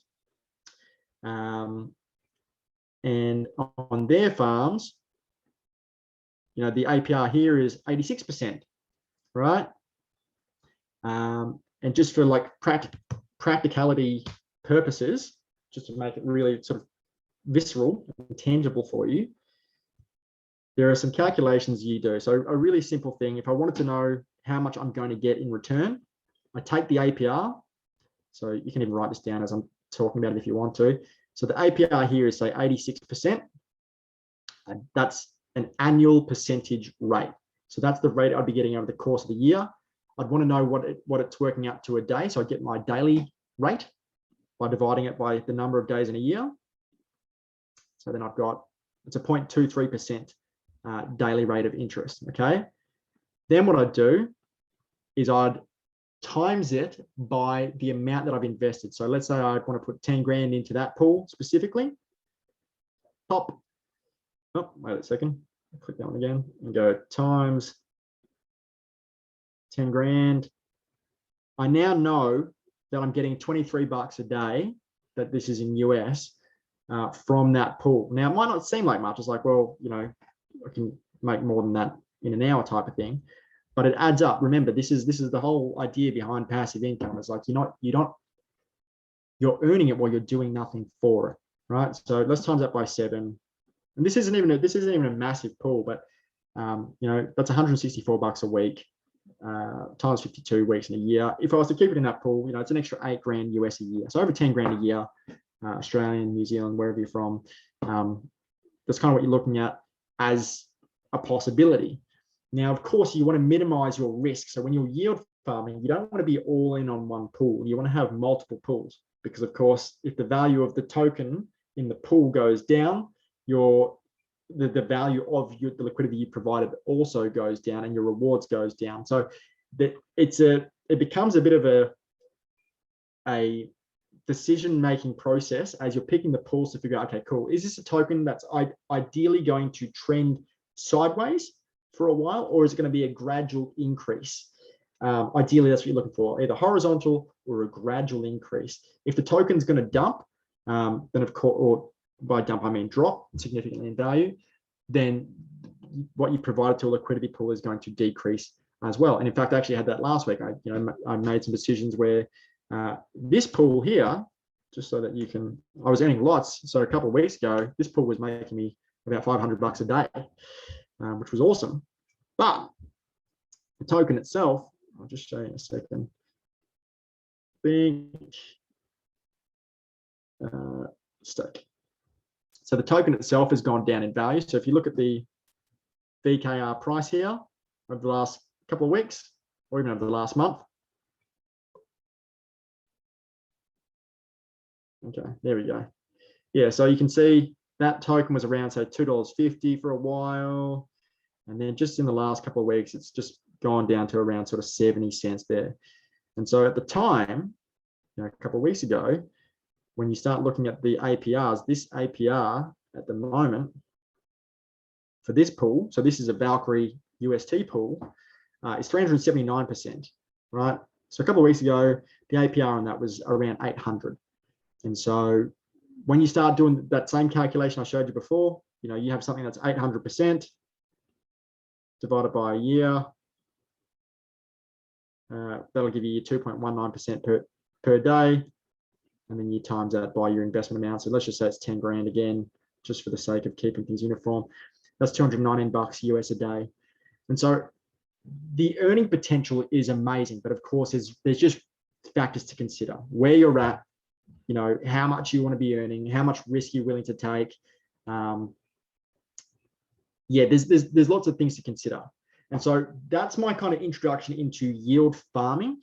What I wanted to do is just show you that is actually a thing, because a lot of people people don't know what they don't know, and that's fine. But of course, once you do have a conscious awareness about something, then you have choice. You have the ability to decide what happens next. And it's like, well, do I decide that I'm going to just keep putting a depreciating asset that is my fiat dollar into a bank that is earning me what 2-3% per year while it's actually being devalued just as much, or am I going to put it into something that is appreciating in value? So for example, with this asset here, that makes this all possible. And I'm looking at my where to go, borrow. So when I'm looking at Luna here, for me, Luna long-term is a good hold, right? I see a lot of value in it. I use the protocols. I know how it works. I see that. And again, not financial advice. This is just what I'm doing. But the point is, long-term, this goes up in value. So it appreciates in value as an apex asset. But in the meantime, I'm using it as leverage to borrow money to then make that money work for me to earn more money. It's a beautiful little cycle. And when you know how to work it, it's a wonderful thing. And so with Anchor, just to kind of express like where this is going and what this is already enabling, I'm just going to just stop the share for a second so I can see all your faces again. Okay, a couple of people. Just real quick, is everyone still is it kind of making sense? Yeah, does it sound kind of exciting? Cool. So as an example, with Anchor, that 20% savings protocol or savings aspect of it is an SDK, right? So it's a software development kit which can be implemented into other anything else. So like think about it like this. This is how it's going to work in the future. You run an e-com store. Maybe you're someone here runs an e-com store. Anyone here do e-com? No, maybe not. Who wants to? Not really keen. It's because you want to be a yield farmer. That's why. Say you run an e-com store. You can get paid in your US dollar or whatever it is. And sorry, I just got distracted by the comments. You can get the money that's being paid for you to you for the products that you're selling, and rather than having that just sitting there doing nothing, you can have it be earning you 20% through something like the Anchor SDK, right? So that's one thing. Something else that's already happening and is being rolled out as we speak. You can use the yield. So let's say I put 10,000 bucks into that earn function that's earning 20%. I can then use Pylon protocol, which is the other protocol I was on before, right, to set up automated payments for real life subscription services. So I can pay for my Spotify, my Netflix, my iTunes, whatever it is, directly out of the yields I'm earning. That sounds pretty handy, doesn't it? That's pretty cool. Something else with Pylon. So Pylon's actually quite a big project, but it's changing the way people are going to invest in projects too. So in the past, if you have an idea for something, you need to get investors. So you pitch the investors, they go, cool, we like the idea. We're going to put in, 20 grand. See you, Marcus, you're a legend. Thank you for the talk earlier. I love it. Loved it. Pylon, yeah. So instead of going to an investor and saying, hey, we need 20 grand in exchange, we'll give you some equity. But as the investor, they're paying, they're putting down the principal or the initial amount and bearing all the risk. And there's, unless, they do their due diligence, of course, and try and mitigate the risk of losing it. But of course, they can lose their principal. What Pylon enables people to do is you can essentially be an investor and you can invest in projects, and this is kind of already happening as well. You can invest in projects through your yield. So you'd stake your principal in the same way that I'd put my 10 grand into Anchor and earn 20%. And I'd use the 20% as my investment into a company or into a DAO or whatever, like anything that I want to be part of. So the possibilities, this is all about basically having money or having an asset, putting it somewhere in the form of liquid staking, and then using the yield that generates to multiply and make you more money while you still get to keep the principal. Does that all make sense? Cool. And I just want to quickly just see, are there any questions for me here? Cool. That's Kevin's got that all handled. Good man, Kevin. Loved your chat too, mate. Very good, very knowledgeable. And so the things that I am excited for. So when I'm looking at, I actually just wrote down a few things before just to jog my memory. Protocols, Pylon, Nexus. So Nexus is like for me, again, this is built on Terra. It's a protocol that allows you to maximize your yields while also providing insurance to pay down your, basically, they have a, does everyone, hold on, I'm just going to bring you all up so I can see your faces because I've lost you. Does everyone know has everyone heard the term, or has anyone heard the term of like an Oracle price feeder? Does that sound foreign? Okay. Has everyone used like a CoinGecko or a Coin Market Cap or something like that? I'm seeing a couple of eyes, maybe not. But just to show you, if you're at that level and you haven't actually looked, this is all going to sound super foreign if you're not quite at that level yet. But like something like Coin Market Cap is just a place to find out what the price of assets are. So I can go here and I go, cool, Bitcoin. Let's set a target of maybe the next 5 minutes and we'll be wrapping up. Sure. Yeah, basically, it's just where you can see the prices of things. And an Oracle feeder is the mechanism by which certain protocols receive the information. And so Nexus essentially front runs Anchor to know what the price is going to be ahead of time and can make insurance adjustments so that you don't lose your money. There are ways that you can pay down your loans with future yields. There's so much amazing stuff that's happening in DeFi that it's honestly mind-melting stuff when you really start getting into the nooks and crannies of it. And it just means that again, if you're the sort of person that's working towards full self-sovereignty and not no dependence on governments and things like that, which I think is one of the journeys of life, is like it's the journey of immaturity to maturity and dependence to independence. So what I'd say, if that's where you're at and that's what you're doing, then getting a handle on this stuff or getting at least a basic understanding of it early on will serve you well. Now, I didn't even get to go, there's just so many other protocols and things like that that I was wanting to kind of like touch on. I think something that is a really cool protocol just to touch on, just based on the crowd that's here as well, is I'm assuming, you know, people, well, I'm not assuming, I know people, most people want to do good in the world. Most people are trying to do good things, right? You want to put your best foot forward. You want to leave a good impression on people. You want to leave the world a little better than when you first walked in and came onto this planet, rather. And so there are ways now, in the same way that I just said, that you can use your yields to invest in projects.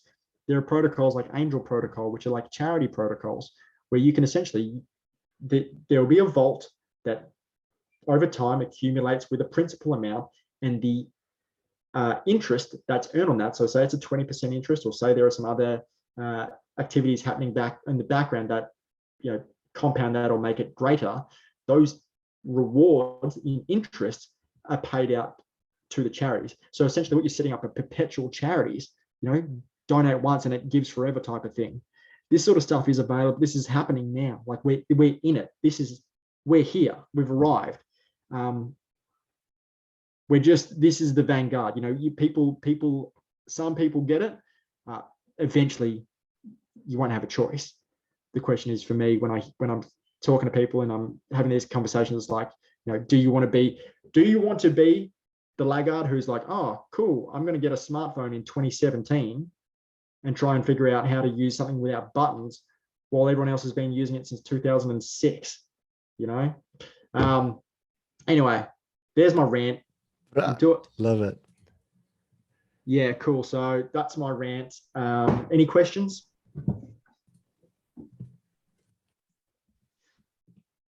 Feel free. Thank you so much, Hayden, as well. While you're thinking of your questions, just want to thank you so much I love the idea of bringing people onto the cameras. I really felt like you were the great last runner in the relay race. You know, that one at the end, he picks up the baton and just like, got to give it to the end, to the finish line. So that's me. I'm a supporter. I'm like, let's go, people.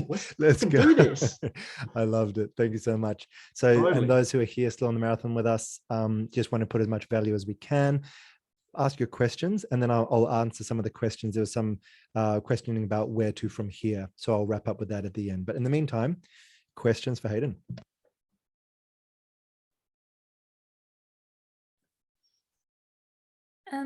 Could you maybe talk a little bit about how to minimize risk when you're doing that farming or investing across multiple pools? Yeah, sure, certainly. So I think the best way to minimize risk is to know what you're doing first and foremost. Get to know the fundamentals well. You know, it's the riskiest things is other things that you do with no knowledge. Sometimes you strike gold. You know, I've jumped into investments in the past that I knew nothing about, and they made a bunch of money very quickly, and I was like, well, that was good. But I've done the same thing and lost money too. And so in saying that, you can minimize that by just knowing how it works. Read the white papers. So for anyone who doesn't know the term white paper, it's, you know, on the screen you would have seen as I was looking at the protocols, on the top it says like web app and white paper usually. So the web app will let me into it. It'll automatically recognize my wallet. So if it's an Ethereum based thing, it'll recognize my MetaMask. If it's Terra, it'll recognize my Terra wallet, whatever. Read the white papers, read the light papers. They're an easier version of the white paper to read. Get the summaries, watch content of people who are able to like step by step explain why you do certain things. Then once you're ready, once you've got to the point of like, okay, I understand the fundamentals, identify what's the portion of my worth that I'm happy to invest. Again, don't invest what you can't afford to lose. Don't play a risky game if you can't afford to play it, because you're going to get burned. It's inevitable. I guarantee everyone here on this call that has been in crypto for any amount of time has been burned. It's going to happen. So you want to make sure that is going to happen as little as possible, and that whenever it does happen, that effect is as little as possible. Yeah, so minimize risk that way. Minimize risk through diversity, or diversification rather, which is, you know, choose a couple of different pools. And when I say get to know how it works, get to also understand what's called tokenomics. If you don't know what the term tokenomics is, just do some Googling. But it's just basically the explanation of what the token is used for. Is a platform token, a security token, a governance token. Like, what is it? What is it used for? And how many issued? Who are they issued to? Is it going to, is it owned by mostly the founders of it? Is it owned by treasuries? Is it like, get to understand that stuff? And it sounds daunting. Like, as I'm saying, I'm like, man, there's so many things to think about. But if you can understand the basics, like, okay, cool, this thing. So I look at Anchor and I go, this protocol provides immense amounts of value, right? I don't know the exact tokenomics. I don't know but I know enough about it to go, there's value in this project and it's going to continue to deliver value. Therefore, I assume that the price over time will gradually increase. And again, if I'm looking to provide into a liquidity pool, I want an asset or a token as part of that US or the stable coin and the token pair to be a token that's going to either go horizontal or it's going to go gradually up. Does that help?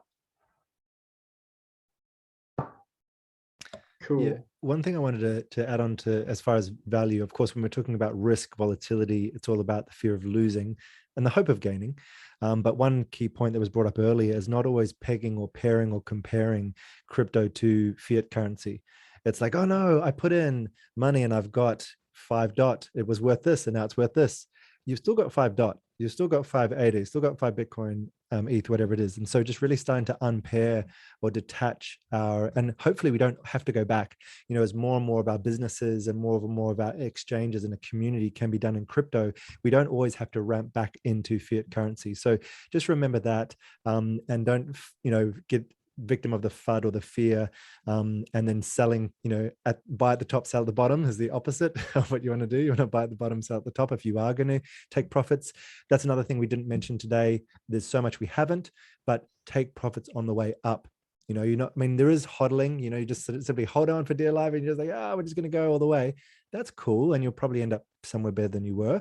But if you can tend to this garden regularly and you that's one thing I really learned from Kevin and doing the masterclasses, really have a disciplined approach that's not purely emotional. You can get passionate about it, but you set your particular measurement, once it reaches this, I'm going to take 10% off the table, et cetera, et cetera. So even when it's going up and down, and so the amount that you've had seems to be gaining or losing value, you're actually putting a little bit off to the side. So even if you end up where you were in the start, along the way, you've been taking profit. So that's just one thing I wanted to just really get our head around, is not always comparing crypto to fiat. Can I just finish up with like 2 things here, Atlas? Absolutely. So just to piggyback on what you just said then about comparing it to fiat, yeah, stop doing that. People have a tendency to think about like, okay, well, this is worth X amount of US dollars. Remember, we're talking about when we're referencing dollars, we're talking about something that is a depreciating asset. Everything is changing. It's changing. Doesn't mean that the traditional financial system is going to just completely collapse. I don't think that's going to happen, but they're going to coexist, right? There's going to be parallel economies. And what that means is, what we measure value off won't just be the dollar. It might be sats, maybe it's satoshis, maybe that is the way it goes, maybe it's something else. We don't know exactly yet. And that ties into at the very start of the call that I said when I was talking about algorithmic stable coins. Yeah, there's a concern that they're backed by the US dollar essentially, right? Or they're pegged to it rather. But the thing is, with a decentralized algorithmic stablecoin, it can actually be pegged to anything. So you can pick anything that's stable. I could peg it to the the average temperature in Queensland. It can be pegged to anything. So you find the asset that you want to peg it to, and that's what it can be pegged to. So there's room to move. It's not just bound to the whims of the US dollar. And so the last thing I'll say is, Joyce had a question, why wouldn't I just go with the highest APRs? The reason is actually kind of in what I was talking about with my loss the other week. I had a loss last week on the Valkyrie protocol because the token price that was part of that pair had dropped a fair bit. Now the APRs were really high, but the thing is, particularly when you get into auto compounding, a high APR or APY, annualized percentage yield, which is a compounded APR, and I can explain this to you after, encourages more selling of the token, right? So people are getting the token, so you yield farm it. So I've provided for the pool, I've farmed the token, and then I'm selling it back to the market. And when a token's getting sold constantly, it actually drives the price down. So it actually ends up biting you in the ass. And so yeah, I had some sick for like a couple of weeks there. I was making like $500 a day off it. But then all of a sudden I'm like, oh, wait a second, I've just lost about 3.5 grand because the token price has dropped. So it's just a matter of like being intelligent enough with it that you're not just aping in. Aping in means like doing something without thinking about it. You're not just aping in because it has a high APR. Why does it have a high APR? Ask those questions. And that's my story. Thank you so much, Hayden. Thank you so much, team who is here. Kevin Mendoza. And I just wanted to shout out to Kevin here on the island, who's been running around, as you can see, in the kitchen, running. It's probably, I don't know, last time we were on a call, you had to run and cook some sticky rice. Like, just huge shout out to people who managed to have such balance. And this is something that, as far as the ethics of us encouraging you all to get into the metaverse, we fully encourage the duality of the animal body as well as the spiritual body, the physical as well as the meta. So yeah, please do have balance, allocate your time with discipline into how much you get into it.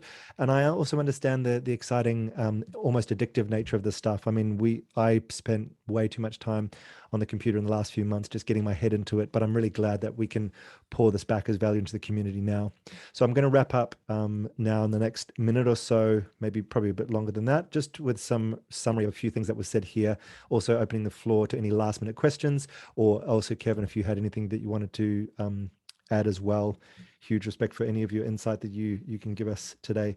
So one of the things was just this term compound interest. I'm not going to talk at length on it at all because Hayden's gone into such detail on DeFi, but just to hear it in a different voice. Compound interest, it simply means that the interest that you get back, so you earn 10% or whatever, that then goes into the pool that you're then earning interest on. Makes sense? So what you're getting, the money you're earning interest on grows, and so you're just continually adding to the amount you're getting, and then the interest on that gets added to the pool and you get interest on that. So that's what compound interest is. So I'm just going to leave that, that's enough, but just that one concept can be quite mind-blowing and starts to make sense of these huge APYs, because you sometimes see like crazy thousands and thousands of percent back. And how does that happen? It's because of the compound interest. And also this talk of the value of a coin going down. So what is that brought about by? And this comes back to Market Watch, is this idea of support and resistance. Kevin mentioned support and resistance. What does that even mean?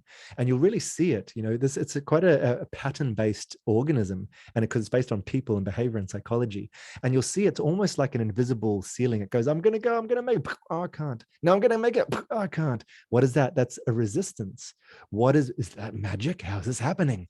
It's because people are setting sell orders at that level. So they're coming and, Bitcoin gets to whatever it is, 68,000, and a bunch of people want to take profits at that stage because they bought in at 50K or whatever it was. So when that value comes up, a bunch of people start selling to take profits. And then that's actually what drives the price down, because people are then, they're just undercutting that, and it goes so far down. But then it hits a floor. Boom, that's the support. What is that on? Well, people are like, if Bitcoin's coming down to whatever, 40K, whatever it is at the time, I'm definitely getting at that. That's a bargain. And that's the support. So it starts to bounce up.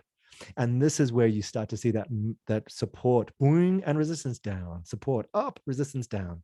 Exactly. So I just wanted to explain like how this magical support and resistance happens. And that's what we're talking about when you see these up and downs on the chart. So hopefully that makes sense. Two last things I want to leave you with. And the very last thing is like, where to from here? Because I know there's been so much and so much more to come.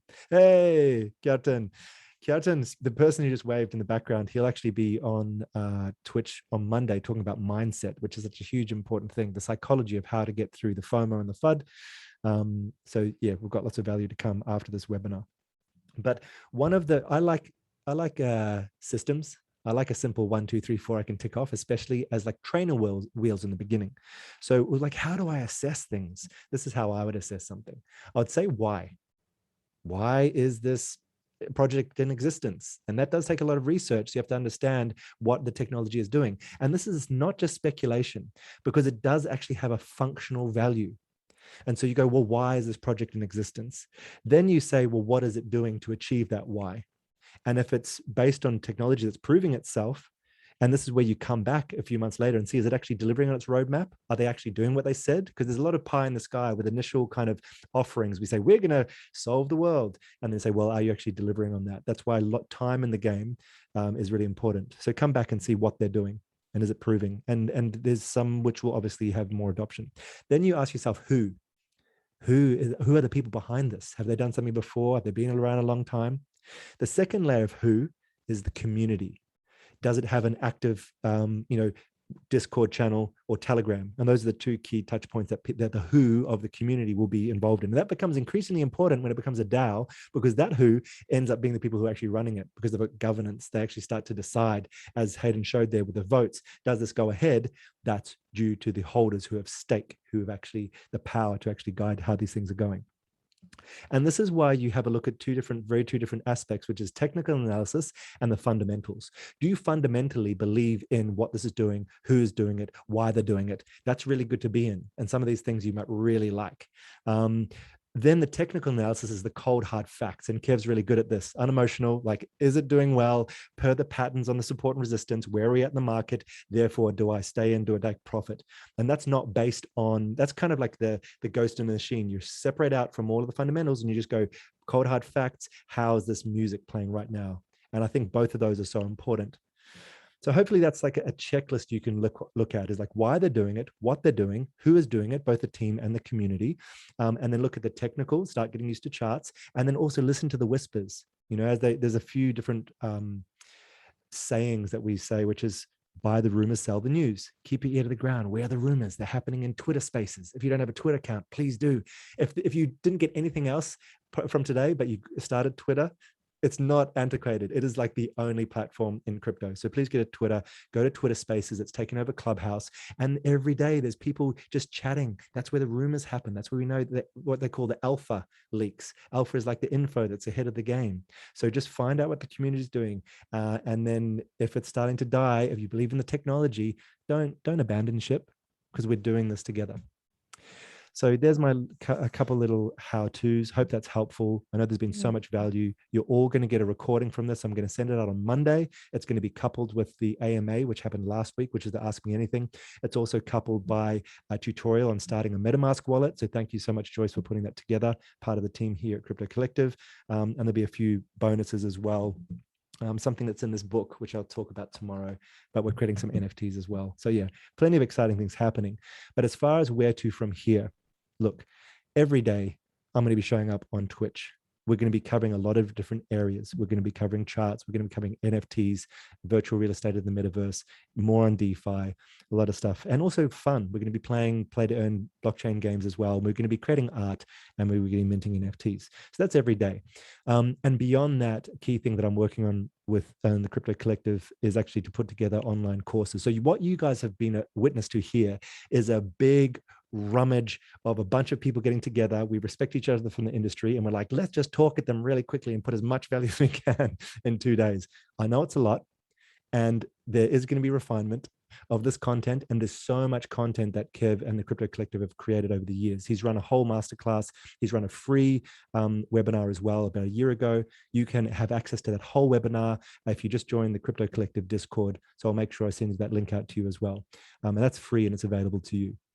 And then what we're going to be doing is we're going to be polishing this, refining it. I've got a bunch of cool characters I'm going to show you tomorrow, which are the champion mascots for each area. And we're going to be having this real, like, as far as the pedagogy, the teaching methodology, a Zoom call with talking at you for 4 hours, I know is not the best way to land it, but this is the energy. This is like the raw fuel, the material that is now lighting up the rocket ship of Crypto Collective. And we're going to continue to refine the front end, which is how it's delivered to you.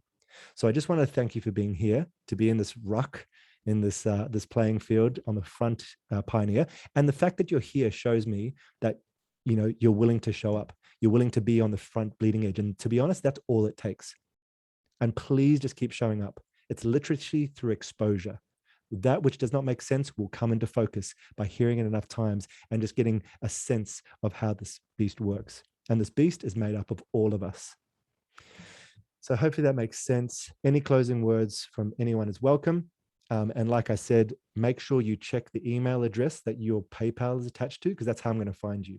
I'm going to go to your transaction of ticket purchase, and I'm going to email you the link to all of the recordings and the supplementary information. So thanks for being here today. Any last words? Speak now, if ever hold your peace. Just want to say a massive thanks. Just want to say a massive thanks to you, Atlas, for holding the space and your endless energy for your passion and what you believe in. It's awesome to see. Yeah. Thank you, brother. Thanks to everyone for your support, and to Hayden and Kevin and Marcus as well for the awesome content provided. Yeah, look forward to tomorrow and taking a bit more of a deep dive. Yeah, me too, brother. Thank you so much, Cedra and the Earthbeat Festival for part sponsoring this and calling it in.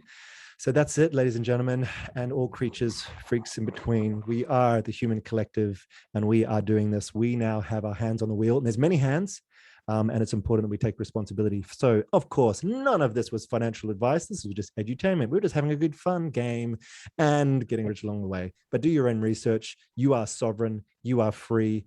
And let's make sure that this technology takes care of everyone, including this planet. Big love. This has been Crypto Collective. I'm Atlas Talisman.